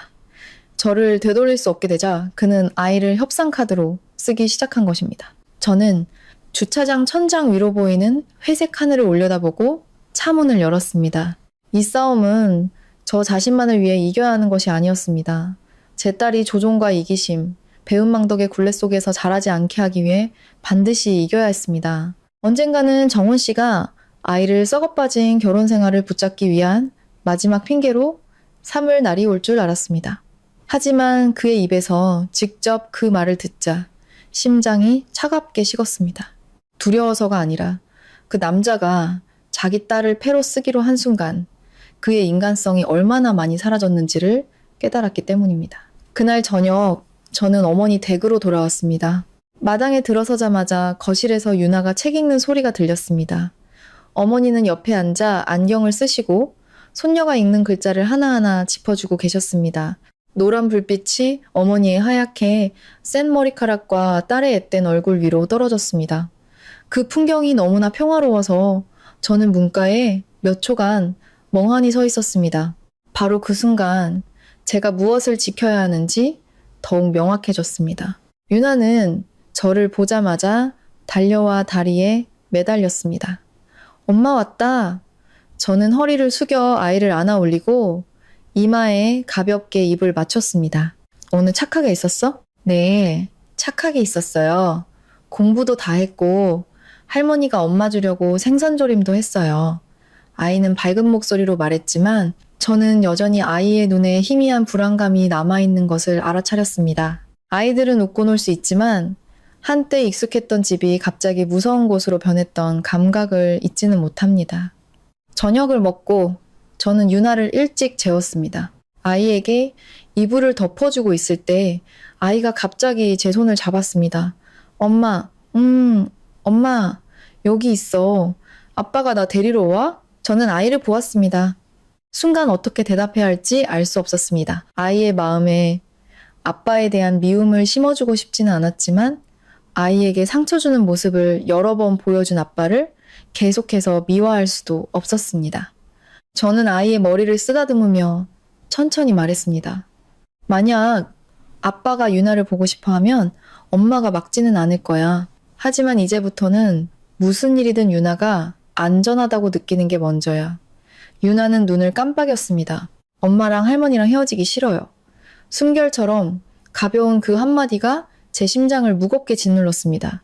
저는 아이를 품에 안았습니다. 아이의 머리카락에서 나는 은은한 샴푸 냄새를 맡으며 하루의 피로가 한꺼번에 몰려오는 것을 느꼈습니다.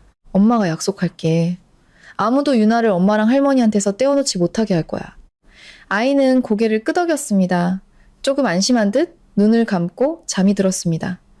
딸의 방에서 나오자 어머니께서 여전히 식탁에 앉아 저를 기다리고 계셨습니다. 저는 맞은편에 앉았습니다. 어머니는 제게 따뜻한 차를 따라주시며 작지만 단단한 목소리로 말씀하셨습니다. 그 사람이 전화했지? 저는 고개를 끄덕였습니다. 양육권 뺏겠다고 협박해요. 어머니는 몇 초간 침묵하시더니 물으셨습니다. 두렵니? 저는 찻잔에서 피어오르는 옅은 김을 보며 솔직하게 대답했습니다. 네, 두려워요. 승패가 두려운 게 아니라 유나가 재판을 겪어야 하고 듣지 말아야 할 말을 들어야 하고 어른들의 싸움에 끌려 들어가야 하는 게 두려워요. 어머니는 제 손 위에 당신의 손을 얹으셨습니다. 하지만 두렵다고 물러설 수는 없어. 저는 어머니를 올려다보았습니다. 지금 어머니께서 하시는 말씀은 더 이상 위로가 아니었습니다. 그것은 찢어지려 하는 제 의지를 꿰매주는 바늘과도 같았습니다. 어머니는 제 손을 다시 주셨습니다. 저는 물러서지 않을 거예요. 다음날 아침, 저는 평소처럼 유나를 학교에 데려다 주었습니다. 어른들의 일 때문에 아이의 일상이 완전히 뒤흔들리는 것을 원치 않았습니다. 가는 길에 아이는 뒷좌석에서 얌전히 책가방을 안고 앉아 있었습니다. 교문 앞에 차가 멈췄을 때 유나가 갑자기 저를 불렀습니다. 엄마, 응? 선생님이 왜 며칠 동안 할머니랑 있었냐고 물어보면 사실대로 말해도 돼요? 저는 돌아보며 아이를 보았습니다. 이제 10살 된 아이의 눈에는 혹시라도 잘못 말했다가 어른들을 슬프게 할까봐 걱정하는 조심스러움이 서려 있었습니다.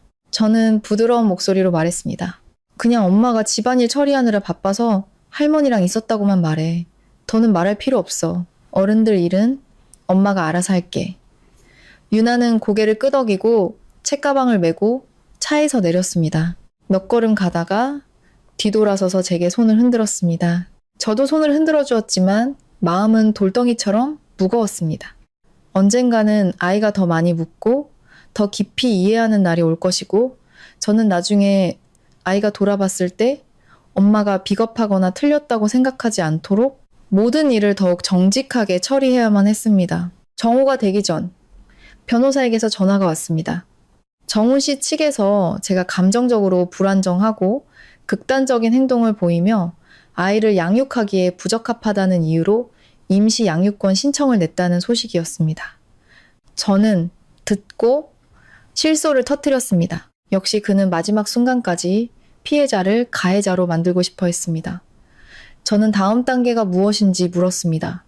변호사는 신속하게 대답했습니다. 침착하게 양육 환경에 대한 서류, 아이의 학교 생활 기록, 지난 수년간 누가 아이를 직접 돌봤는지에 대한 증거를 준비하세요. 그리고 아이가 충분히 의사를 표현할 수 있는 나이라면 아이의 의견도 매우 중요합니다. 저는 전화를 끊고 차 안에서 오랫동안 가만히 앉아 있었습니다. 아이의 의견도 매우 중요합니다. 그 생각에 심장이 조여왔습니다. 아이가 아빠와 엄마 사이에서 선택을 해야 하는 상황을 만들고 싶지 않았습니다. 하지만 어쩌면 인생은 아이들에게 언제까지나 순수할 권리를 주지는 않는지도 모릅니다. 그날 오후 유나를 데리러 갔을 때 저는 멀리서 교문 앞 나무 아래에 서 있는 익숙한 인형을 보았습니다. 정훈 씨는 흰 셔츠를 입고 있었고 며칠 전보다 훨씬 더 수척해 보였습니다. 손에는 장난감 쇼핑백이 들려 있었습니다. 그는 고개를 들어 저와 딸을 똑바로 쳐다보았습니다. 저는 다음 대결이 시작되었음을 알았습니다. 저는 교문 앞 라일락 나무 아래 서 있는 정훈 씨를 보고 유나의 손을 잡았습니다.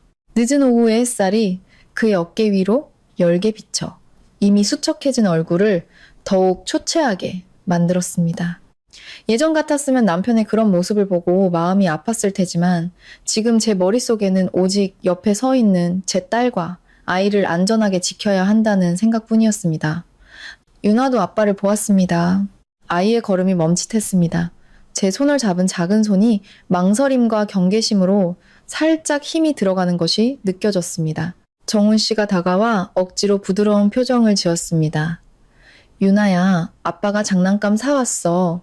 그가 종이 쇼핑백을 들어 올렸습니다. 안에는 예전에 유나가 좋아했던 레고 상자가 들어 있었습니다. 유나는 장난감 상자를 보고 다시 저를 보았습니다. 그 눈빛에 제 가슴이 아팠습니다. 아이는 이렇게 어른들의 눈치를 살피는 법을 배우지 말아야 했습니다. 저는 막지도 재촉하지도 않고 가만히 서 있었습니다. 아이가 스스로 결정하게 두었습니다. 유나가 작은 목소리로 말했습니다. 아빠, 고맙습니다. 하지만 아이는 다가가서 받지 않았습니다. 아이의 손은 여전히 제 손을 굳게 잡고 있었습니다. 정훈 씨의 얼굴이 순간 굳어졌습니다. 그는 허리를 숙여 목소리를 더 낮추고 애써 다정하게 보이려 했습니다. 아빠 보고 싶지 않았어? 유나는 몇 초간 침묵하더니 작게 말했습니다. 보고 싶었어요. 근데 할머니도 보고 싶었어요. 아이의 대답에 분위기가 가라앉았습니다. 정훈 씨의 입꼬리가 살짝 떨리는 것을 보았습니다. 그는 고개를 들어 저를 쳐다보았습니다. 그의 눈에는 억눌린 분노와 함께 질책의 기색이 역력했습니다. 이제 만족해? 애가 이제 날 남보듯 하잖아. 저는 아주 침착하게 대답했습니다. 당신이 자초한 일을 나한테 돌리지 마요. 정훈 씨는 분노를 억누르고 다시 딸에게로 향했습니다. 유나야, 아빠는 그냥 너랑 잠깐 얘기하고 싶어서 그래. 아빠랑 저기 카페 가서 얘기할까? 유나는 바로 고개를 저었습니다. 엄마랑 할머니랑 집에 갈래요. 정훈 씨는 그 자리에 멈춰섰습니다.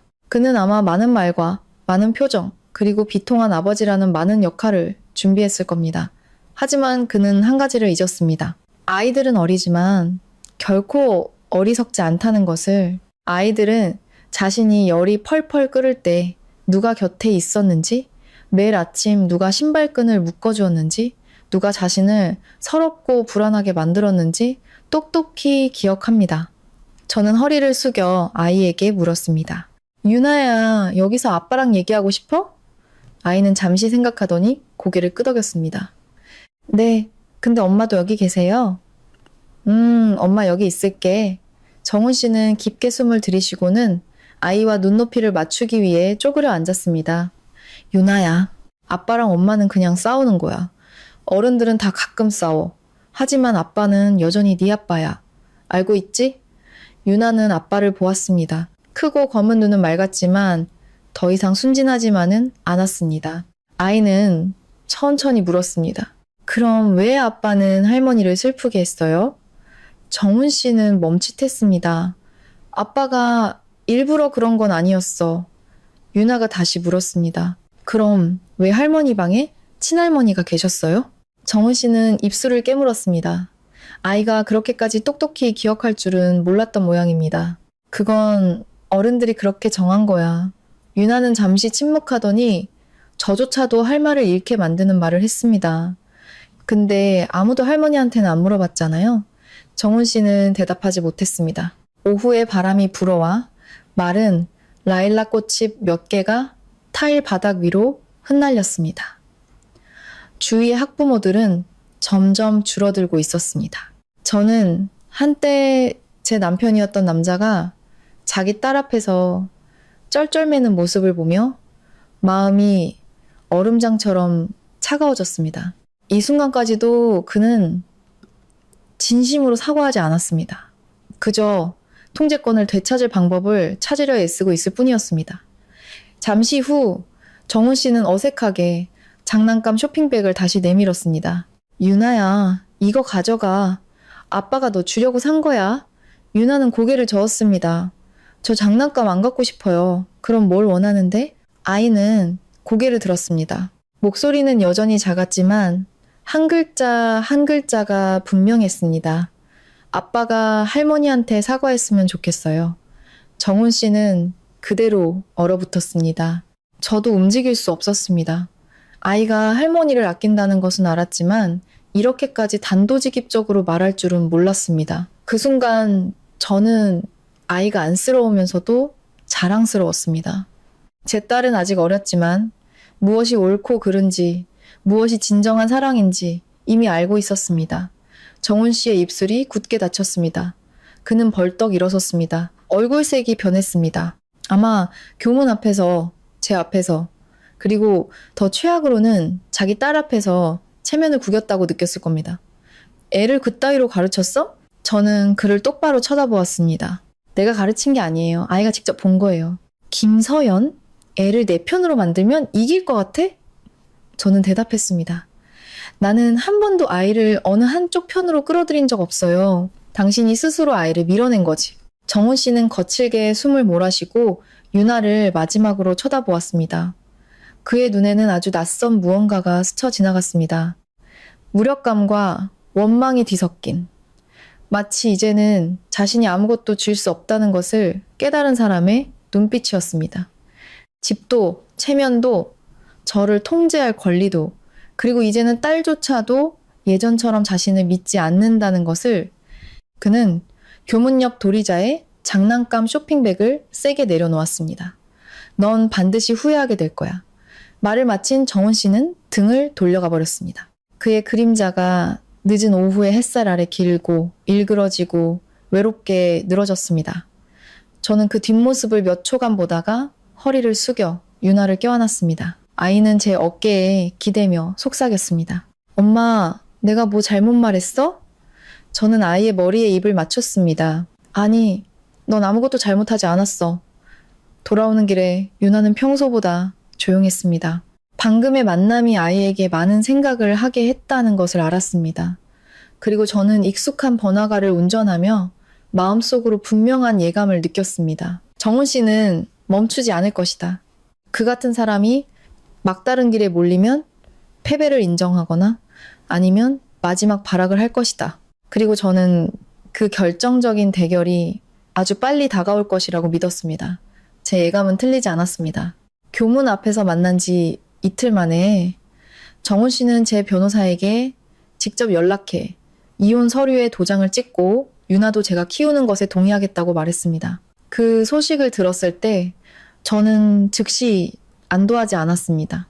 저는 그 사람을 너무나 잘 알았습니다. 조금의 이익이라도 뺏기지 않으려 발버둥치고 직장에서 저를 흠집 내려 했으며 아이까지 패로 삼았던 사람이 정말로 길이 막히지 않고서야 순순히 손을 놓을 리가 없었습니다. 서류에 도장을 찍는 날 아침, 저는 단순한 옷을 입고 머리를 단정하게 묶고 화장을 거의 하지 않았습니다. 그날을 승리를 과시하는 날로 만들고 싶지 않았습니다.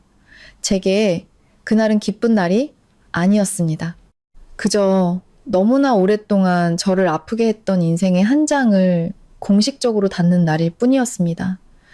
어머니는 유나와 함께 집에 계셨습니다. 제가 떠나기 전 어머니는 제 손을 잡고 딱 한마디만 하셨습니다. 일 끝나면 밥 먹으러 오너라. 엄마랑 유나가 기다릴게.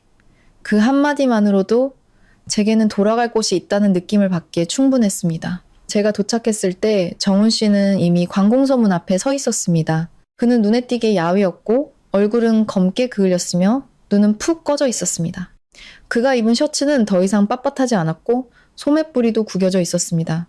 더 이상 언제나 외모를 단정히 하고 자신을 남보다 우월하다고 여기던 그 남자가 아니었습니다. 하지만 그의 그런 모습을 보고도 제 마음속에는 동정심이 잃지 않았습니다. 어떤 결과는 운명이 가혹해서가 아니라 자기 자신이 자초한 것이기 때문입니다. 정훈 씨는 저를 오랫동안 쳐다보다가 입을 열었습니다. 왔구나. 네, 우리는 안으로 들어가 자리에 앉아 서류를 다시 읽고 이름을 적고 도장을 찍었습니다. 모든 것은 생각보다 빨리 진행되었습니다. 다툼도 매달림도 더 이상의 도덕적인 설교도 없었습니다. 아마 모든 것을 겪고 나서 정훈 씨도 우리 사이에는 더 이상 되돌릴 것이 없다는 것을 깨달았을 겁니다. 제가 어느 날 갑자기 사랑이 식어서가 아니라 너무나 여러 번 짓밟힌 끝에 완전히 정신을 차렸기 때문입니다. 담당 직원이 절차가 완료된 서류를 돌려주었을 때 저는 그것을 받아들고 이상하리만치 마음이 가벼워지는 것을 느꼈습니다. 벅차거나 통쾌하지도 않았습니다. 그저 가벼웠습니다. 마치 오랫동안 어깨에 돌덩이를 짊어지고 있다가 내려놓고 나서야 몸이 얼마나 지쳐 있었는지 깨달은 사람처럼 문 밖으로 나왔을 때 정훈 씨가 저를 불렀습니다. 서연아. 저는 돌아보았습니다. 그는 햇볕 아래 서 있었습니다. 목소리는 쉬어 있었습니다. 지금 무슨 말을 해도 늦었다는 거 알아. 그래도 한 가지만 물어보고 싶어. 넌 한 번이라도 진심으로 이 가정을 지키고 싶었던 적 있어? 저는 그를 쳐다보고 천천히 대답했습니다. 저는 10년 내내 지켰어요. 정훈 씨는 멈칫했습니다. 당신 어머니를 참고, 당신 동생을 참고, 심지어 당신의 무심함과 강요, 편애까지 참으면서 지켰어요. 돈으로, 힘으로, 우리 엄마의 젊음까지 바쳐서 지켰어요. 하지만 당신은 저랑 같이 지키지 않았어요. 당신은 그저 그 집 안에 서서 다른 사람이 쌓아 올린 것을 당연하게 누리기만 했어요. 가벼운 바람이 불어왔습니다. 정훈 씨는 고개를 숙였습니다. 두 어깨가 제 말에 짓눌린 듯 축 처졌습니다. 아마 처음으로 그는 제가 그동안 얼마나 많은 것을 견뎌왔는지 진심으로 들었을 겁니다. 하지만 그가 말했듯이 어떤 일은 이미 늦어버리면 사과도 더 이상 의미가 없습니다. 저는 그가 더 말하기를 기다리지 않았습니다. 저는 차에 올라 어머니 댁으로 향했습니다. 그날 정호의 길은 햇살이 아주 노랗게 빛났습니다. 차창 너머로 도시는 복잡하고 시끄러웠지만 제 마음은 전에 없이 평온했습니다. 대문을 열자마자 유나가 달려 나왔습니다. 엄마 왔다. 저는 허리를 숙여 아이를 안았습니다. 어머니께서 집 안에서 나오셨습니다. 손에는 아직 국자를 들고 계셨고 얼굴에는 였지만 따뜻한 미소가 번져 있었습니다.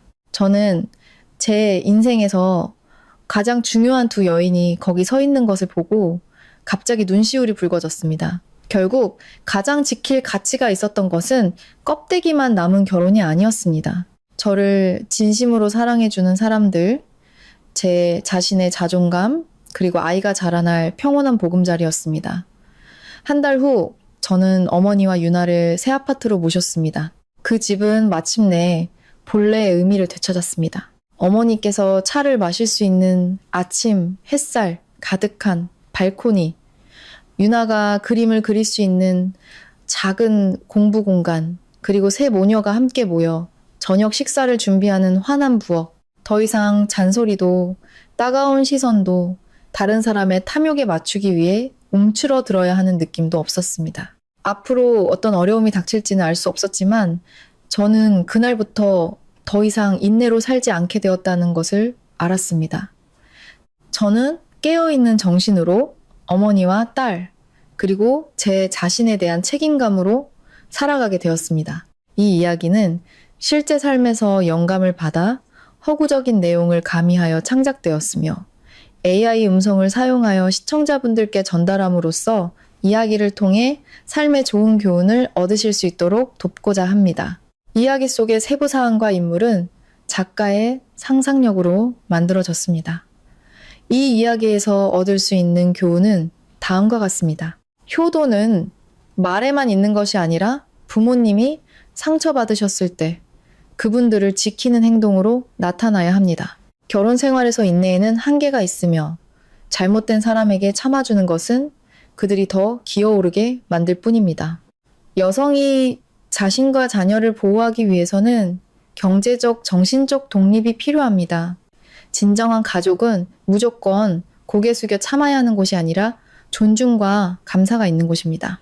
부당함에 맞설 때 감정도 중요하지만 증거와 냉철함이야말로 자신을 굳건히 지켜주는 것입니다. 아이들은 형식만 갖춘 가정이 필요한 것이 아니라 성장하기 위해 진정으로 안전하고 사랑이 넘치는 환경이 필요합니다. 이야기를 끝까지 들어주신 시청자 여러분, 감사합니다. 이 이야기를 통해 우리 모두가 자신을 진심으로 위하는 사람들을 소중히 여기고 상처만 주는 것들로부터 떠날 수 있는 용기를 얻게 되기를 바랍니다. 정말 감사드립니다.